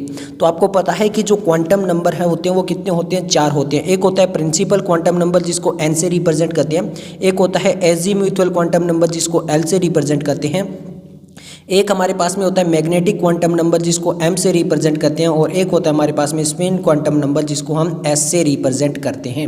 ये तो चीज़ें आपको पता होगी। अब यहाँ पर जो प्रिंसिपल क्वांटम नंबर है वो बताता है हमें सेल के बारे में, यानी कौन से सेल के अंदर है, और एन की वैल्यू जो होती है वो 1 से स्टार्ट होती है, 1 2 3 4 करके। मैं थोड़ा सा टॉपिक पहले बता रहा हूँ क्योंकि यही जो क्वेश्चन है इसी टॉपिक से रिलेटेड आते रहेंगे।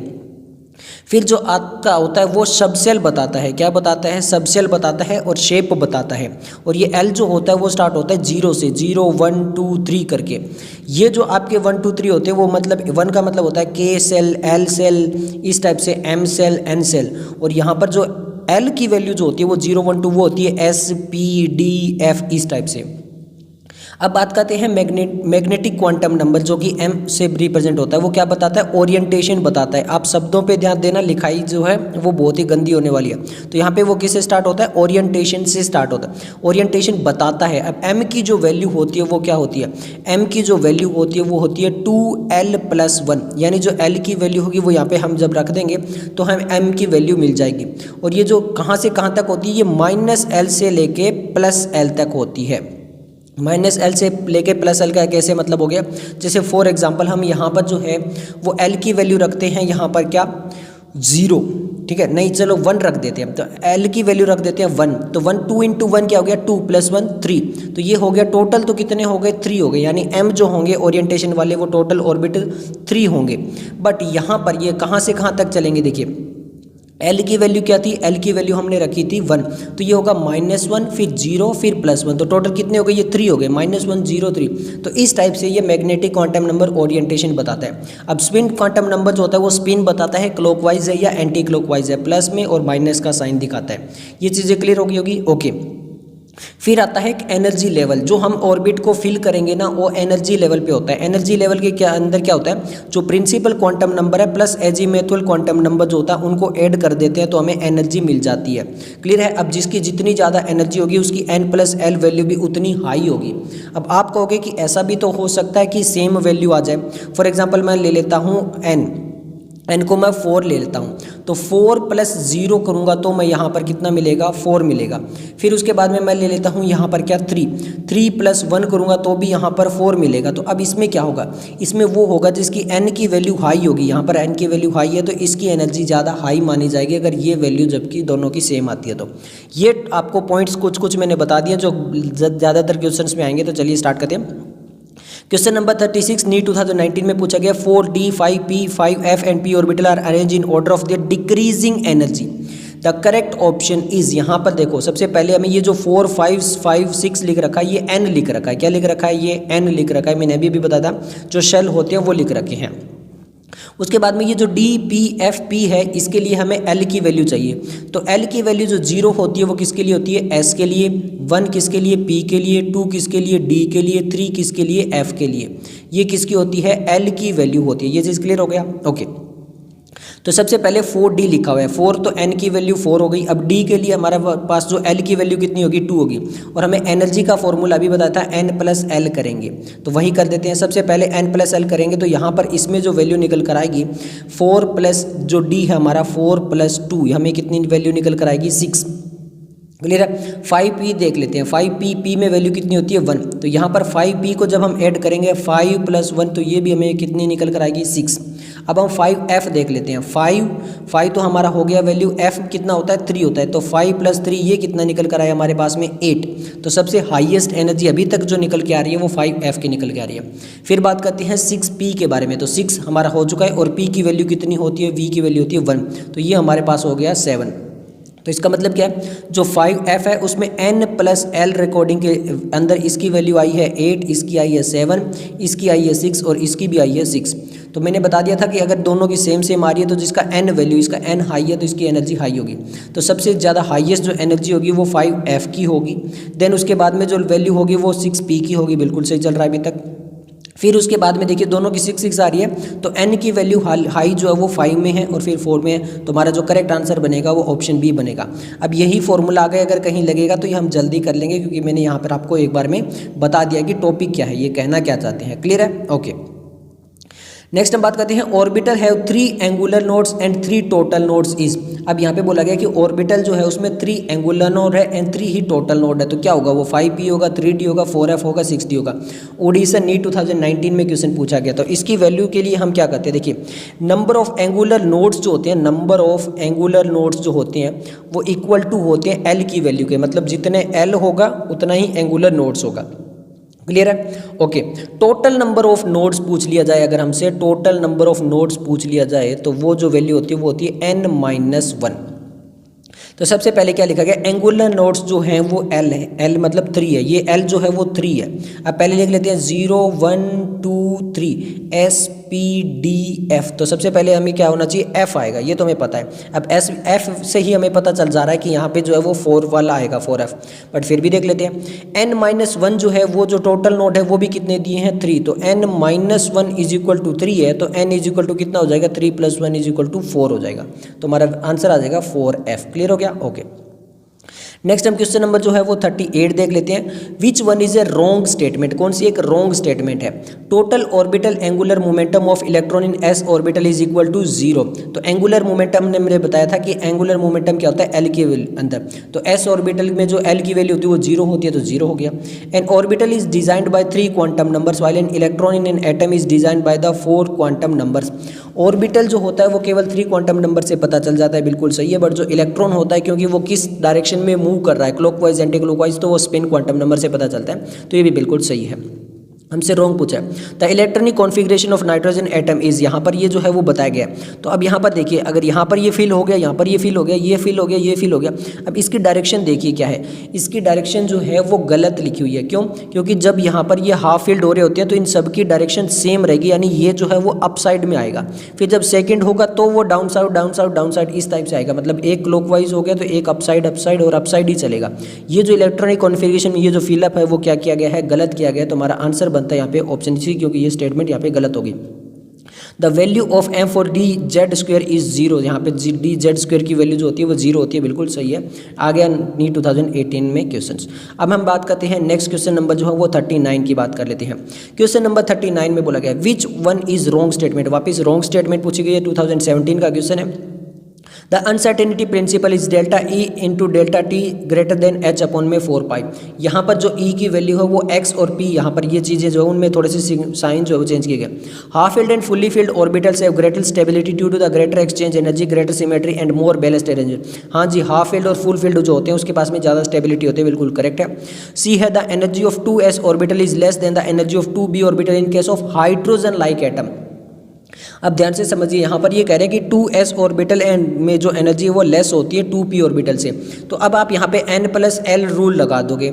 यहाँ पे n कितना है 2 है, s कितना है 0 है, तो यहाँ पर ये 2 निकल कर आएगा। यहाँ पर n कितना है, n है यहाँ पर 2 है, और यहाँ पर l लगाओगे वो 1 आ जाएगा, और 3 आप कहोगे बिल्कुल सही है, बट आपने पूरा क्वेश्चन की स्टेटमेंट नहीं पढ़ी। In case of hydrogen like atom, अब हाइड्रोजन में क्या p होता है, जी नहीं, जो हाइड्रोजन वाला उसमें p होता है, जी नहीं, तो यहाँ पे जो है वो 2s होता है, तो उसमें होता ही नहीं है, तो एनर्जी इक्वल होती है, ग्रेटर होती ही नहीं है। तो ये स्टेटमेंट जो है वो क्या लिखा हुआ है, गलत लिखा हुआ है। तो ये हाइड्रोजन लाइक एटम ये काफ़ी इंपॉर्टेंट हो जाता है। De Broglie when is lambda is equal to H M V, ये हमने बता दिया था, where M is the mass of particle, V group of the particle. ये चीज़ क्लियर है, ओके। नेक्स्ट हम क्वेश्चन नंबर जो वो 40 देख लेते हैं। क्वेश्चन नंबर 40 में हमसे पूछा गया है how many electron can fit in the orbital for which n is equal to 3 l is equal to. देखिए, एक ऑर्बिटल में कितने इलेक्ट्रॉन आ सकते हैं मैक्सिमम। ऑर्बिटल की बात करें तो ऑर्बिटल में केवल एक ऑर्बिटल में 2 ही इलेक्ट्रॉन आ सकते हैं। अब इन्होंने कहा है n जो है वो 3 है, l1 का मतलब क्या है, तो 3 फी के अंदर एक ऑर्बिटल में मैक्सिमम 2 इलेक्ट्रॉन आ सकते हैं। तो 2, 6, 10 या 14, तो 2 ही आ सकते हैं। Which of the following pair of d orbital will have electron density along the axis। अब ये काफ़ी इंपॉर्टेंट है। इन्होंने पूछा है कि किसके अंदर जो इलेक्ट्रॉन डेंसिटी है वो along the axis रहेगी।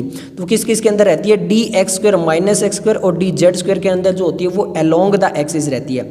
जबकि हमारे पास में जो डी एक्स वाई है, डी एक्स जेड है और डी वाई जेड है, इनमें इन बिटवीन द एक्सिस रहती है। इनमें कहाँ पे रहती है, इन बिटवीन द एक्सिस, और यहाँ पर जो होती है वो along the axis होती है। तो ये जो है वो along the axis होती है। बाकी यहाँ इसमें along the axis होती है, इसमें in between होती है, इन दोनों में in between होती है। इसमें along the axis होती है और इसमें in between होती है। तो दोनों जहां पर जो है वो along the axis है वो ऑप्शन सी आ जाएगा। क्लियर है। नेक्स्ट हम क्वेश्चन नंबर जो है वो 42 देख लेते हैं। 2 electron occupying the same orbital are distinguished by, मतलब 2 इलेक्ट्रॉन है और इलेक्ट्रॉन दोनों के दोनों जो होते हैं वो एक ही ऑर्बिटल में आ गए। तो अब उनको अगर हमें डिफरेंस करना तो कैसे करेंगे, एजीमुथल से, स्पिन से, प्रिंसिपल से, मैग्नेटिक से। तो मैंने बताया था कि स्पिन क्वांटम नंबर, एक ही ऑर्बिटल में अगर 2 इलेक्ट्रॉन आ गए हैं तो एक क्लॉकवाइज रहेगा और एक एंटी क्लॉकवाइज, वो स्पिन से पता चलेगा। तो आंसर आ जाएगा ऑप्शन बी।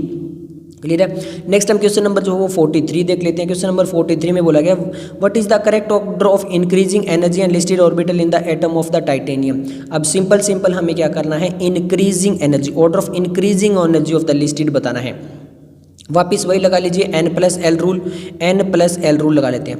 यहाँ पे 4s है तो 4 प्लस 0 कितना हो जाएगा, 4 हो जाएगा। फिर 3s है तो 3 प्लस 0 कितना हो जाएगा, 3 हो जाएगा। फिर 3p है तो 3 प्लस 1 कितना हो जाएगा हमारे पास में, वापिस से 4 हो जाएगा। 3d है तो 3 प्लस में 2 कितना हो जाएगा हमारे पास में, 5 हो जाएगा। तो हाईएस्ट एनर्जी जो आएगी वो 5 की आएगी, तो मतलब 3d की सबसे हाईएस्ट एनर्जी आएगी। या तो इसमें से हो सकता है या फिर इसमें से हो सकता है। क्लियर है। तो यहाँ पर 3d की जो एनर्जी है वो सबसे हाईएस्ट है। देन हमारे पास में 4s की, क्यों, क्योंकि यहाँ पे 4s कितना होता है, 4 होता है। अब देखिए n की वैल्यू हाईएस्ट होनी चाहिए, तो ये 4 हो गया। अब 3p कितना होता है, 3p जो हमारा होता है वो भी 4 होता है, और 3s तो हमारा केवल 3 था। तो 3, 4, 4, 5 था, तो हमारा करेक्ट आंसर बन गया ऑप्शन सी। क्लियर हो गया, ओके। नेक्स्ट हम क्वेश्चन नंबर जो है वो देखने वाले हैं 44। The number of d electron in Fe2+। Z is equal to 26 is not equal to the number of electron in which of the following, यानी हमें ये बताना है कि जो Fe2+ है उसके अंदर जितने d इलेक्ट्रॉन है, मतलब d ऑर्बिटल के अंदर जितने इलेक्ट्रॉन है उतने सभी में है, बस एक में नहीं है, वो बताना है कितना है। तो सबसे पहले हमें ये देखना होगा कि जो d इलेक्ट्रॉन Fe2+ वाले में d में कितने इलेक्ट्रॉन है। कॉन्फ़िगरेशन आपको पता होनी चाहिए, कॉन्फ़िगरेशन क्या होती है। लास्ट वाली कॉन्फ़िगरेशन देखें तो वो होती है 3d6 4s2। अब यहाँ पर देखिए समझिए, यहाँ पर 2+ का मतलब है 2 इलेक्ट्रॉन हट चुके हैं, तो 2 इलेक्ट्रॉन कौन से हटे, s वाले जो दोनों इलेक्ट्रॉन है वो रिमूव हो चुके हैं। अब d के अंदर हमारे पास में इलेक्ट्रॉन कितने हैं, 6।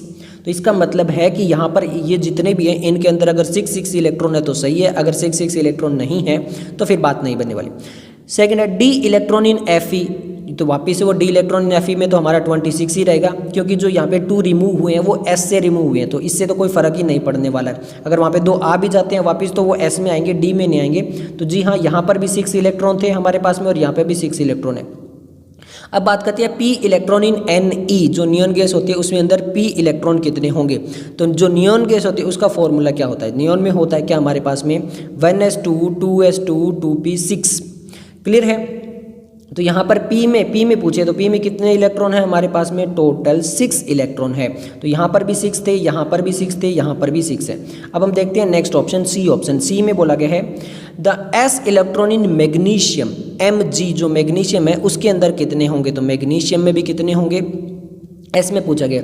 तो मैग्नीशियम क्या होगा, 1s2 2s2 2p6 3s2। अब यहाँ पर देखिए s में 2 है 2 है 2 है, तो टोटल 2 2 4 2 6, तो s के अंदर भी यहाँ पर 6 इलेक्ट्रॉन हो गए। अब वैसे भी हमारा आंसर ये बच जाता है, बट फिर भी देख लेते हैं। तो हमारा जो p इलेक्ट्रॉन होगा यहाँ पर जो p इलेक्ट्रॉन होगा उसमें क्या आएंगे हमारे पास में, यहाँ पर जो है वो 2p6 और 3p5 आएंगे।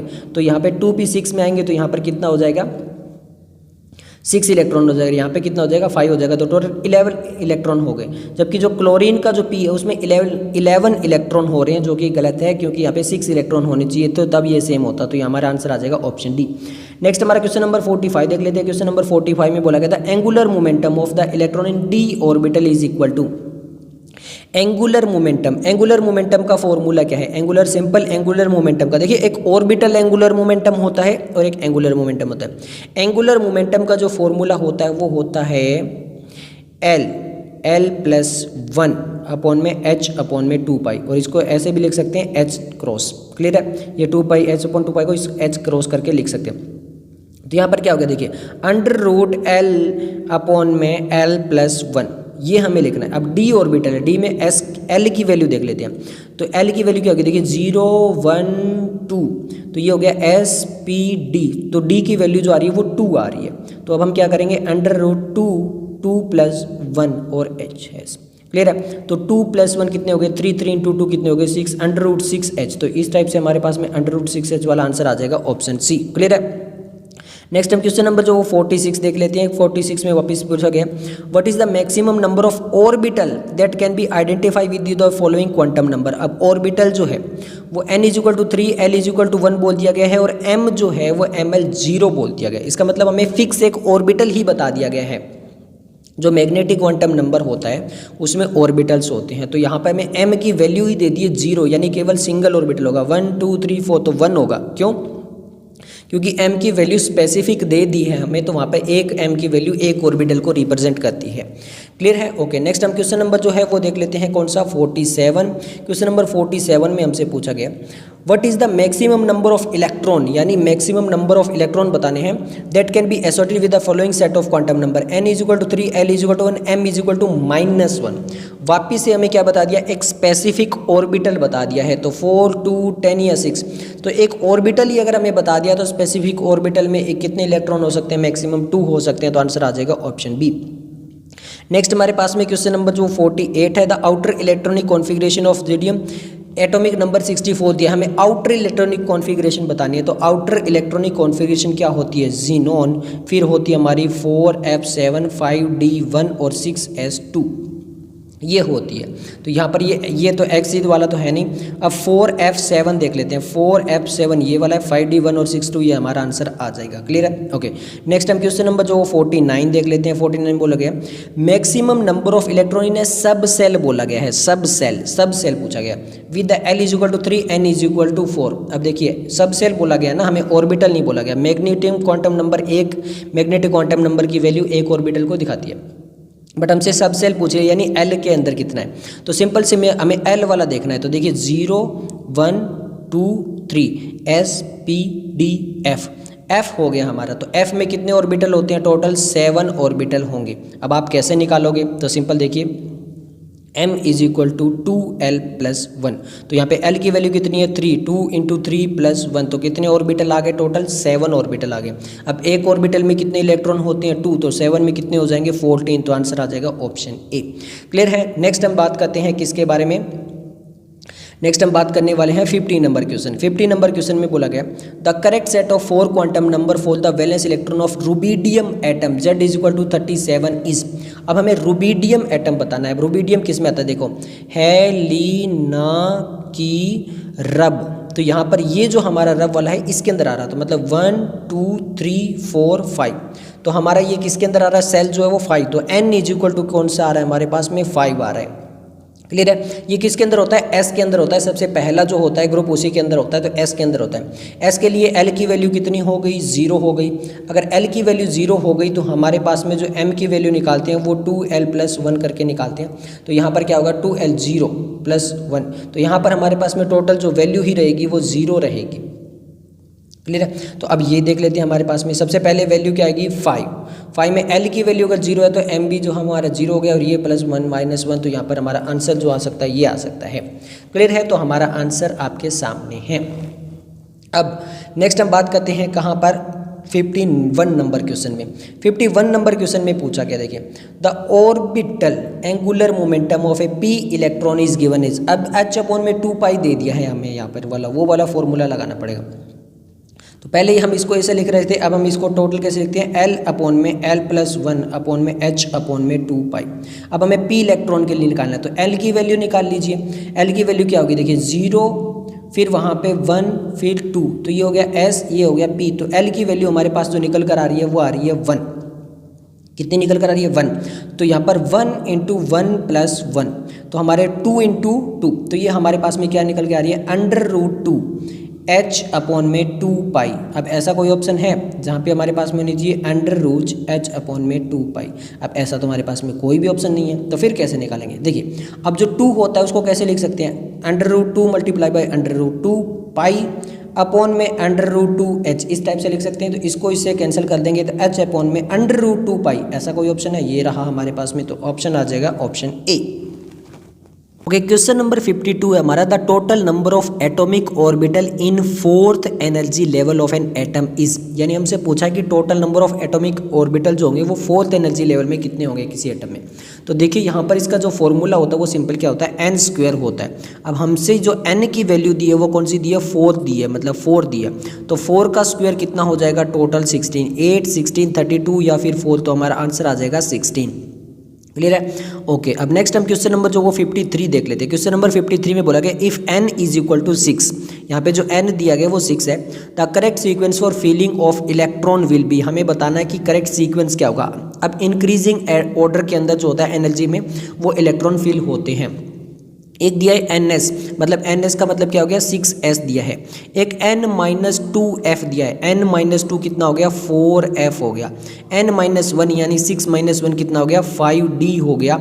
और एक हमारे पास में np हो गया यानी 6p हो गया। अब हम n + l रूल लगा लेते हैं। तो 6 + 0 कितना होगा? 6 ही होगा। और इसके बाद में 4 + 3 कितना होगा? हमारे पास में 7 हो जाएगा। फिर 5 + d यानी 5 + 2 कितना होगा? ये भी 7 हो जाएगा। और 6p हमारा 6 + 1 ये भी कितना हो जाएगा? 7 हो जाएगा।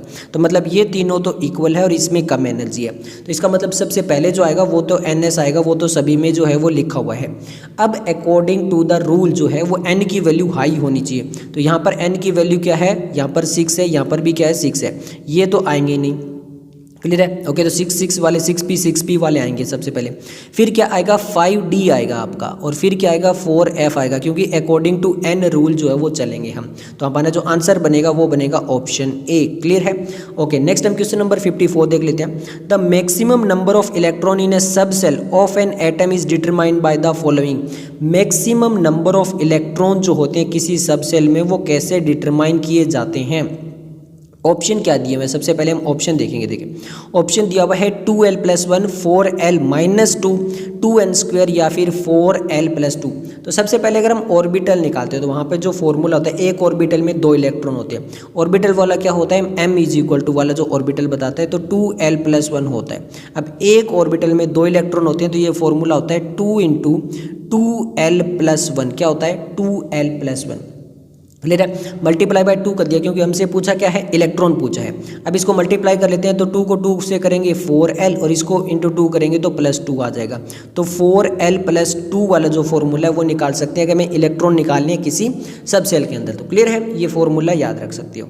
नेक्स्ट हम क्वेश्चन नंबर जो 55 देख लेते हैं। विच of the following is not permissible arrangement of the electron in atom, यानी कौन सा इनमें से जो एप्लीकेबल नहीं होगा? n = 5, l = 3, m = 0, n = 3, l = 2, m = -3, n = 3, l = 2, m = -2, n = 4, l = 0, m = 0। अब यहाँ पर देखिए सिंपल सा है, m की वैल्यू क्या बताई थी हमने? m बोला था कि +l से लेके -l तक हो जाता है। तो l की वैल्यू यहाँ पर दी हुई है 2, तो ये +2 से लेके -2 तक हो सकता है। बट इन्होंने क्या -3, तो ये क्या दे दिया, गलत दे दिया, यही चीज़ नहीं एप्लीकेबल हो सकती। तो आंसर आ जाएगा ऑप्शन बी। नेक्स्ट हम क्वेश्चन नंबर 56 देख लेते हैं। क्वेश्चन नंबर 56 में हमसे क्या पूछा गया? Consider the following set of quantum number. ये हमारे पास में क्वांटम नंबर दिए हैं। विच of the following set of quantum number is not possible, यानी कौन सा क्वांटम नंबर पॉसिबल ही नहीं है? तो सबसे पहले देखिए n = 3, l = 0, m = 0 पॉसिबल है। n = 2, l = 2, अब ये पॉसिबल नहीं है। क्यों? क्योंकि देखिए n जो होता है वो 1 से स्टार्ट होता है, 1 2 3 4 चलता है, बट l जो होता है वो 0 से स्टार्ट होता है और n-1 तक जाता है। मतलब l जो होता है वो -1 होना चाहिए, एक कम होना चाहिए। तो यहाँ पे L जो हो सकता था वो 1 और 0 हो सकता था, इसके इक्वल नहीं हो सकता था। तो एक तो ये वाला हो गया। थर्ड देख लेते हैं, n = 4, l = 3 और m = 2, ये बिल्कुल एप्लीकेबल होता है। वापस यहाँ पे दिया n = 1, l = 0, फिर m = -1 दे दिया। अभी देखिए जो m वाला हमने बताया था, m क्या हो सकता है, -l से लेके +l हो सकता है। तो यहाँ पे l जो है वो 0 है, तो 0 to 0, तो ये 0 ही हो सकता है, -1 तो हो ही नहीं सकता, तो ये भी नहीं हो सकता। मतलब सेकंड वाला भी नहीं पॉसिबल हो सकता, फोर्थ वाला भी नहीं हो सकता। फिफ्थ वाले में भी सेम यही है, l = 2 दे दिया, फिर ये 3 दे दिया। नहीं भैया, ये -l to प्लस हो सकता है, ये तो 2 से +2 तक जा सकता था, +3 तक नहीं, तो ये भी एप्लीकेबल नहीं है। तो सेकंड, फोर्थ और फिफ्थ, तो इसमें ऑप्शन देख लेते हैं। हमारे पास में फर्स्ट पॉसिबल है, ये नहीं आएगा। सेकंड, फोर्थ और फिफ्थ, तो आंसर आ जाएगा ऑप्शन बी। नेक्स्ट हम क्वेश्चन नंबर जो 57 देख लेते हैं। 57 में बोला गया the orientation of N atomic orbital is govern by. तो ओरिएंटेशन किसके द्वारा बताया जाता है? प्रिंसिपल, एजीमुथल, स्पिन या फिर मैग्नेटिक क्वांटम नंबर। तो मैं ये आपको तो पहले ही बता चुका हूँ, मैग्नेटिक क्वांटम नंबर, तो आंसर आ जाएगा ऑप्शन डी। नेक्स्ट हमारा क्वेश्चन नंबर जो 58 है, the following quantum number are possible for how many orbitals. यहाँ पे बोल दिया कि ये क्वांटम नंबर कितने के लिए पॉसिबल हो सकता है? n = 3, l = 2, m = +2, 1 2 3 4। तो यहाँ पर देखिए m स्पेसिफिक बता दिया है हमें। m जो है वो अगर स्पेसिफिक बता दिया है तो यहाँ पर जो मैक्सिमम नंबर ऑफ ऑर्बिटल हो सकता है वो केवल 1 हो सकता है, क्योंकि m की वैल्यू एक ऑर्बिटल को बताती है। तो यहाँ पे हमारा आंसर जो है वो आ जाएगा ऑप्शन ए। नेक्स्ट हम क्वेश्चन नंबर जो 59 देख लेते हैं। क्वेश्चन नंबर 59 में हमसे क्या पूछा गया? विच of the following set of 4 quantum number an electron will have the highest energy. Highest energy पूछा है तो n + l वाला रूल लगा लेते हैं। 3 + 2 कितना हो गया? 5 हो गया। 4 + 2 कितना हो गया? 6 हो गया। 4 + 1 कितना हो गया? 5 हो गया। 5 + 0 कितना हो गया? 4 हो गया। तो हमारा आंसर क्या आ जाएगा? ऑप्शन बी आ जाएगा। अब इसमें भी आप ध्यान रखना, तो यहाँ पर क्या है कि ये ऑप्शन जो है इसमें ऐसा भी हो सकता है कि कोई बिल्कुल गलत लिखा हो, यहाँ पर जो है वो -3 लिख दिया और एक जगह और हो गया, तो वो भी चीज़ आप ध्यान रखना। नेक्स्ट हम क्वेश्चन नंबर जो 60 की बात करते हैं। 60 में बोला गया था electronic configuration of calcium atom can be written as. Calcium atom, जो कैल्शियम होता है उसका एटॉमिक नंबर कितना होता है? 20 होता है। तो 20 में हमारे पास में जो है वो हीलियम, नियोन और आर्गन, 2 8 18 आर्गन और 2 4s2। तो हमारे पास में ये जो कैल्शियम आता है वो कौन से में आता है? 4 में आता है। तो हमारा आंसर आ जाएगा 4s2 आर्गन। क्लियर है? ये वाला आंसर आ जाएगा, तो ऑप्शन बी आ जाएगा। नेक्स्ट हम क्वेश्चन नंबर 61 देख लेते हैं। क्वेश्चन नंबर 61 में बोला गया, in a given atom no two electron can have the same value for all the quantum number, this is called. यानी कोई भी एक एटम है उसके अंदर जो 2 इलेक्ट्रॉन है वो सेम वैल्यू के कभी नहीं हो सकते चारों में से। यानी वो स्पिन क्वांटम नंबर में एक क्लॉकवाइज होगा तो एक एंटी क्लॉकवाइज होगा। ये रूल कौन सा है? हर्ट्ज रूल है, अफाव रूल है, अनसर्टेनिटी प्रिंसिपल या फिर पॉलीज एक्सक्लूजन प्रिंसिपल है। तो ये जो डेफिनेशन ये जो बताता है वो पॉलीज एक्सक्लूजन प्रिंसिपल के अकॉर्डिंग ये बताई गई है स्टेटमेंट। तो हमारा आंसर जो है वो आ जाएगा ऑप्शन डी।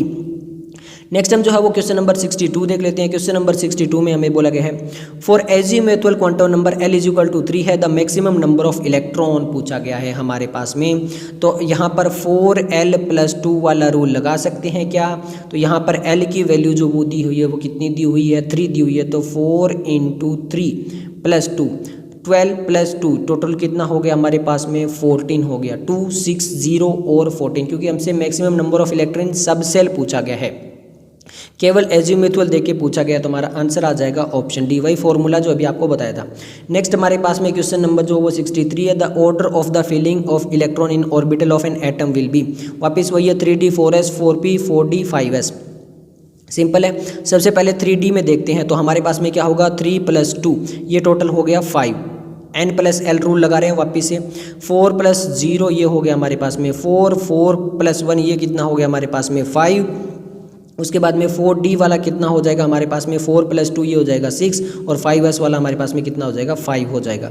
तो हमारे पास में क्या ऑप्शन आ रहा है? 5 4 5 6 6। तो हाईएस्ट जो एनर्जी होगी वो 4d में होनी चाहिए। 4d वाला यहाँ पर हाईएस्ट एनर्जी वाला यहाँ पर और कहीं पर नहीं है, बाकी 5s दिया हुआ है। क्लियर है। उसके बाद में हम बात कर सकते हैं, तो ये 5 हो गया, ये 5 हो गया, उसके बाद में ये 5 हो गया और ये 4 हो गया। तो हमारा जो करेक्ट आंसर बनता है यहाँ पे वो बनता है ऑप्शन बी। n+l रूल लगा लीजिए, आपका आंसर आ जाएगा।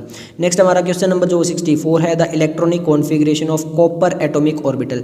जो यहाँ पर हमारे पास में Z दिया हुआ है वो कितना दिया हुआ है? 29 दिया हुआ है कॉपर का। अब देखिए हमें बताना है कि इसकी इलेक्ट्रॉनिक कॉन्फ़िगरेशन कौन सी होगी। सिंपल देखिए यहाँ पे 1s2 2s2 2p6 और 3s2 3p6, यहाँ तक तो बिल्कुल सब में सेम है। अब 4s2 या 3d9 या फिर 3d10 या फिर 4s1 4s2 3p6 4s1 5p या फिर 4s2 4p6 3d3। अब सिंपल देखिए यहाँ पर क्या आएगा आपके सामने। सबसे पहले 3d10 आएगा, क्योंकि जो हाईएस्ट ऑर्बिटल या तो हाफ फील्ड होना चाहिए फुल फील्ड होना चाहिए, तो वो 3d10 और फिर 4s आता है अकॉर्डिंग टू द रूल। तो यहाँ पर हमारे पास में यही रूल के अकॉर्डिंग हमारे पास में कॉन्फ़िगरेशन आती है। तो आंसर आ जाएगा ऑप्शन बी। नेक्स्ट हम जो है वो क्वेश्चन नंबर 65 देख लेते हैं। क्वेश्चन नंबर 65 में हमसे बोला गया, the total number of electron that can be accommodated in all the orbital. यहाँ पे बोला गया कि टोटल नंबर ऑफ इलेक्ट्रॉन बताना है इन ऑर्बिटल, जहाँ पे n की वैल्यू दी गई है। द प्रिंसिपल क्वांटम नंबर हमें 2 दिया गया है, एजीमुथल क्वांटम नंबर जो 1 दिया गया। तो यहाँ पे बताना है कि टोटल कितने इलेक्ट्रॉन आ सकते हैं। 4l + 2, l की वैल्यू है 1, तो 4 + 2 = कितना आ गया? 6 आ गया। तो हमारे पास में आंसर कितना आ गया? 6 आ गया। क्लियर है। ओके, नेक्स्ट हम क्वेश्चन नंबर जो है वो 66 देख लेते हैं। क्वेश्चन नंबर 66 में बोला गया, an ion has 18 electron in the outermost shell. कौन से के अंदर जो है वो 18 इलेक्ट्रॉन आ सकते हैं आउटर मोस्ट शेल के अंदर? कॉपर में, थैलेडियम 4+ में, सीजियम में या फिर यहाँ पे पोटेशियम। तो यहाँ में हमें बताना है कि किसके अंदर आ सकते हैं। अब देखिए सिंपल हमने अभी जो है वो कॉपर की कॉन्फ़िगरेशन देखी थी। किसकी कॉन्फ़िगरेशन देखी थी? कॉपर की कॉन्फ़िगरेशन देखी थी। ये रहा कॉपर की कॉन्फ़िगरेशन दी थी, atomic number 27 1s2 2s2 2 3p 3 but copper में अगर Cu+ हो गया, प्लस का मतलब एक इलेक्ट्रॉन चला गया, वो इलेक्ट्रॉन कौन सा जाएगा? S वाला जाएगा। अब हमारे पास में जो आउटर मोस्ट बच गया वो 3d बच गया, 3 वाला आउटर मोस्ट बच गया। प्रिंसिपल क्वांटम नंबर के जो सेल है वो आउटर मोस्ट 3rd हो गया, क्योंकि 4 वाले में से 2 इलेक्ट्रॉन चला गया। अब यहाँ पे एटॉमिक नंबर जो इलेक्ट्रॉन जो काउंट कर लेते हैं 10 + 6 16 + 2 18। और हमसे क्या पूछा गया? यही तो पूछा गया। क्या पूछा गया? देखिए ध्यान से, the ion has 18 electron in outermost shell. तो कौन सा आ जाएगा? Copper plus.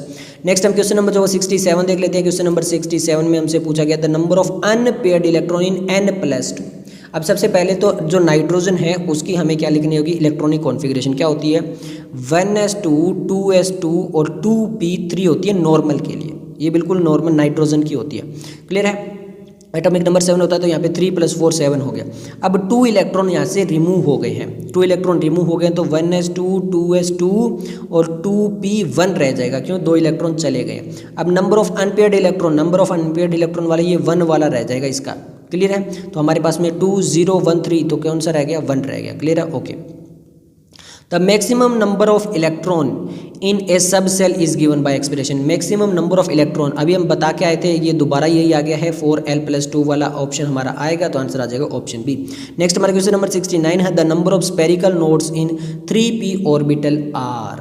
अब ये काफ़ी इंपॉर्टेंट है, हमसे पूछा गया था नंबर ऑफ स्पेरिकल नोड्स, या फिर जिसको बोल सकते हो आप रेडियल नोड्स। तो यहाँ पर देखिए रेडियल नोड्स कितने होंगे, तो इसे का एक फॉर्मूला होता है, क्या वो होता है, n-1 - l। अगर हमें रेडियल नोड बोल दिया जाए, स्पेरिकल नोड बोल दिया जाए, तो उसका फॉर्मूला होता है n-1 - l। n की वैल्यू हमारे पास में है 3, p है मतलब यहाँ पे l की वैल्यू जो है वो 1 है, तो हम निकाल लेते हैं 3 - 1 - 1, तो ये हमारे पास में निकल कर आएगा 1, तो 1 3 नन 2, तो हमारे पास में आएगा 1, तो आंसर आ गया ऑप्शन ए। अब हम बात करते हैं क्वेश्चन नंबर जो हमारे नीट 2021 एंड 2022 में आए हैं, वो क्वेश्चन स्टार्ट करते हैं। ओके, तो ये हमारा जो क्वेश्चन है, ये हमारा क्वेश्चन है नीट 2021 से। क्वेश्चन पूछा गया इस चैप्टर में, a particular station of all India radio new Delhi broadcast on A frequency, यानी यहाँ पर जो ऑल इंडिया रेडियो है वो एक फ्रीक्वेंसी निकाल रहा है, कौन सी, 1368 kilohertz. The wavelength of the electromagnetic radius emitted by the transmitter. तो हमें क्या निकालनी है, वेवलेंथ निकालनी है, यानी लैम्डा निकालना है। अब स्पीड ऑफ लाइट भी हमें यहाँ पर दे दिया गया है, क्लियर है। तो हमारा एक फ्रीक्वेंसी का फॉर्मूला था, वो क्या था, कुछ याद है, c/λ था, c यानी यहाँ पर स्पीड ऑफ लाइट, बट हमें लैम्डा निकालना है, तो लैम्डा = c/μ यानी फ्रीक्वेंसी। ये चीज़ क्लियर हो गई। अब ये वैल्यू हमें यहाँ पर पुट कर देनी है, c की वैल्यू ये वाली है, तो ये हमारी आ जाएगा 3 × 10⁸ डिवाइड बाय, अब देखिए ये किलो हर्ट्ज़ में है, किलो हर्ट्ज़ को हटाने के लिए हम क्या करेंगे, 1368/10³ कर देंगे। अब इसको टोटल जब हम सोल्व करेंगे, तो यहाँ पर इसको सोल्व करने के बाद में हमारे सामने जो वैल्यू निकल कर आ जाएगी, और वो वैल्यू हमारी कितनी होगी, वो होगी 219.3। अब देखिए यहाँ पर आपको टोटल कैलकुलेशन करनी होगी, क्योंकि 212 का भी ऑप्शन है और 219.3 का भी ऑप्शन है, बट जब आप इसको टोटल कैलकुलेशन करोगे तो आपके सामने आंसर निकल कर आएगा ऑप्शन 2, क्लियर है। ओके, नेक्स्ट जो क्वेश्चन है वो हमारे पास है नीट 2022 से। हमारे पास में नीट 2020 के 2 क्वेश्चन है, पर दोनों अलग अलग सेक्शन से, एक सेक्शन ए से था और एक सेक्शन बी से था। क्वेश्चन क्या पूछा, if radius of the second Bohr orbit of helium ion is, इतना हमें रेडियस दिया है, किसका, हीलियम का, कौन सा है, सेकंड बोर ऑर्बिट है। What is the radius of third Bohr orbit of lithium, हमें लिथियम के थर्ड बोहर ऑर्बिट का रेडियस निकालना है। अब रेडियस का फॉर्मूला भूल गए या याद है, n² करते हैं कि हमें जो कॉन्स्टेंट है वो हटा देते हैं, क्योंकि हमें डायरेक्टली सोल्व करना है। तो ये हमारे r जो होता है वो क्या होता है, n² के डायरेक्टली प्रोपोर्शनल अपॉन में z, इस टाइप से होता है। तो हम सिंपल क्या करेंगे, n हमें देखिए यहाँ पे सेकंड बोहर ऑर्बिट दिया है, z हमें हीलियम का पता ही है 2 है, लिथियम का हमें पता होना चाहिए 3 होता है, और थर्ड बोहर ऑर्बिट का निकालना है। तो सिंपल क्या करते हैं, सबसे पहले हम बात करते हैं r/में हीलियम की। किसकी बात करेंगे, r/में हीलियम। हीलियम में जो n² रखेंगे वो n² कितना है, सेकंड है, तो ये हमारा n² हो जाएगा 4। अपॉन में z जो रखेंगे हीलियम का कितना होता है, 2 होता है, क्लियर है। अब अपॉन में यहाँ पर कर लेते हैं, इसके अपॉन में हीलियम के हमें निकालना किसका है, रेडियस निकालना है लिथियम का, क्लियर है, लिथियम का निकाल लेते हैं भाई। अब रखते हैं हम किसका, n², अब रखेंगे n², हम टोटल ऐसे जब करेंगे तो इसको n² को हम यहाँ पे रख लेते हैं और z को ऊपर ले जाएंगे, बात तो वही होने वाली है। तो n², n कितना है हमारे पास, n है थर्ड ऑर्बिट का मतलब हो गया है 3 का स्क्वायर, तो वो हो गया 9, और z हमारा कितना है, लिथियम कितना होता है 3, तो अब इसको कट कर लेते हैं, 2 यहाँ पे 2 चला जाएगा, 3/3, तो ये आ जाएगा 2/3, क्लियर है। अब हमें निकालना किसका है, लिथियम का निकालना है, तो अब लिथियम उधर ले जाते हैं, तो r/में हीलियम यहाँ पर इस टाइप से आ जाएगा हमारे पास में, r helium × 3/2 = r of lithium. ये चीज़ क्लियर हो गई। ओके, अब जब हम यहाँ पे जो ये दिया हुआ है इसको यहाँ पे लिख लेते हैं 105.8। अब इसको यहाँ पे कैलकुलेशन कर लेते हैं। जब कैलकुलेशन करेंगे तो हमारा आंसर देखिए सेम दिया हुआ है 158.7 158.7। ये बाकी तो यहाँ पर जो है 15 और यहाँ पे 1.5 है। अब देखिए ये एंगस्ट्रॉम में है और ये पिकोमीटर में है। यहीं पे एग्जामिनर गलती करवाता है, क्यों? क्योंकि आपका जल्दी से आंसर आ जाता है 158, आप सोचते हो या जल्दी से लगा देते हो। पूरा ऑप्शन देखा करो, वैल्यू लास्ट का एक पॉइंट भी आपका बहुत गलती करवा सकता है। तो यहाँ पे आंगस्ट्रॉम है, पिकोमीटर, हमारा पिकोमीटर में दिया तो पिकोमीटर में ही आएगा, तो आंसर आ जाएगा ऑप्शन 2। नेक्स्ट जो हमारा क्वेश्चन नंबर 2022 का है, क्वेश्चन नंबर स्टेटमेंट पे पूछा गया identify the incorrect statement from the following. तो हमें इनकरेक्ट स्टेटमेंट बतानी है। फर्स्ट स्टेटमेंट है the shape of d x y d y z and d z x orbital are similar to each other, यानी ये बोला गया कि इनकी जो शेप है वो सिमिलर है। And d x square y minus y square and d z square are similar to each other, यानी यहाँ पे बोला गया इनकी भी बिल्कुल सिमिलर है, मतलब इन तीनों की सेम है और फिर इन दोनों की सेम है, ये बोला गया है। सेकंड बोला गया all the 5D orbital are different in size when compare to the respective of 4D orbital. Third बोला गया all the 4D orbital have shape similar to that of respective of 3D orbital और in an atom all the 3D orbital are equal in energy in the free state. जी हाँ, तो यहाँ पर जितने भी एटम है, जितने भी 5 ऑर्बिटल्स के अंदर जो है वो एनर्जी तो उनमें इक्वल रहेगी, ये वाली तो बिल्कुल करेक्ट है। हम नीचे से ऊपर की तरफ चलते हैं। ऑल द 4D ऑर्बिटल है shape similar to that of the 3D। अब ये बिल्कुल सही है, क्यों? क्योंकि जो शेप होती है वो डिपेंड करती है एजीमुथल क्वांटम नंबर पे। तो यहाँ पे भी D है, यहाँ पे भी D, इसका मतलब एजीमुथल क्वांटम नंबर सेम है, तो इनका शेप भी सेम होगा। All the 5D orbital are different in size, different in size बोला गया when compare to the respective of the 4D। यहाँ पर बोला गया इनका साइज जो है वो डिफरेंट होगा, बिल्कुल सही है। क्यों? क्योंकि जो साइज होता है ना, साइज वो प्रिंसिपल क्वांटम नंबर यानी n पर डिपेंड करता है, जबकि शेप जो होती है वो l पर डिपेंड करती है। तो इस टाइप से हमारा ये भी जो है वो भी बिल्कुल सही लिखा गया है। अब यहाँ पर देखिए the shape of d x y, ये तो बिल्कुल सिमिलर होती है, बट इनकी जो दोनों की शेप होती है वो अलग अलग होती है, सिमिलर नहीं होती है। तो हमारा इनकरेक्ट पूछा था, वो आंसर आएगा ऑप्शन ए। तो ये सब कुछ था इस वीडियो के लिए। मिलते हैं जल्दी नेक्स्ट वीडियो के साथ, तब तक के लिए धन्यवाद।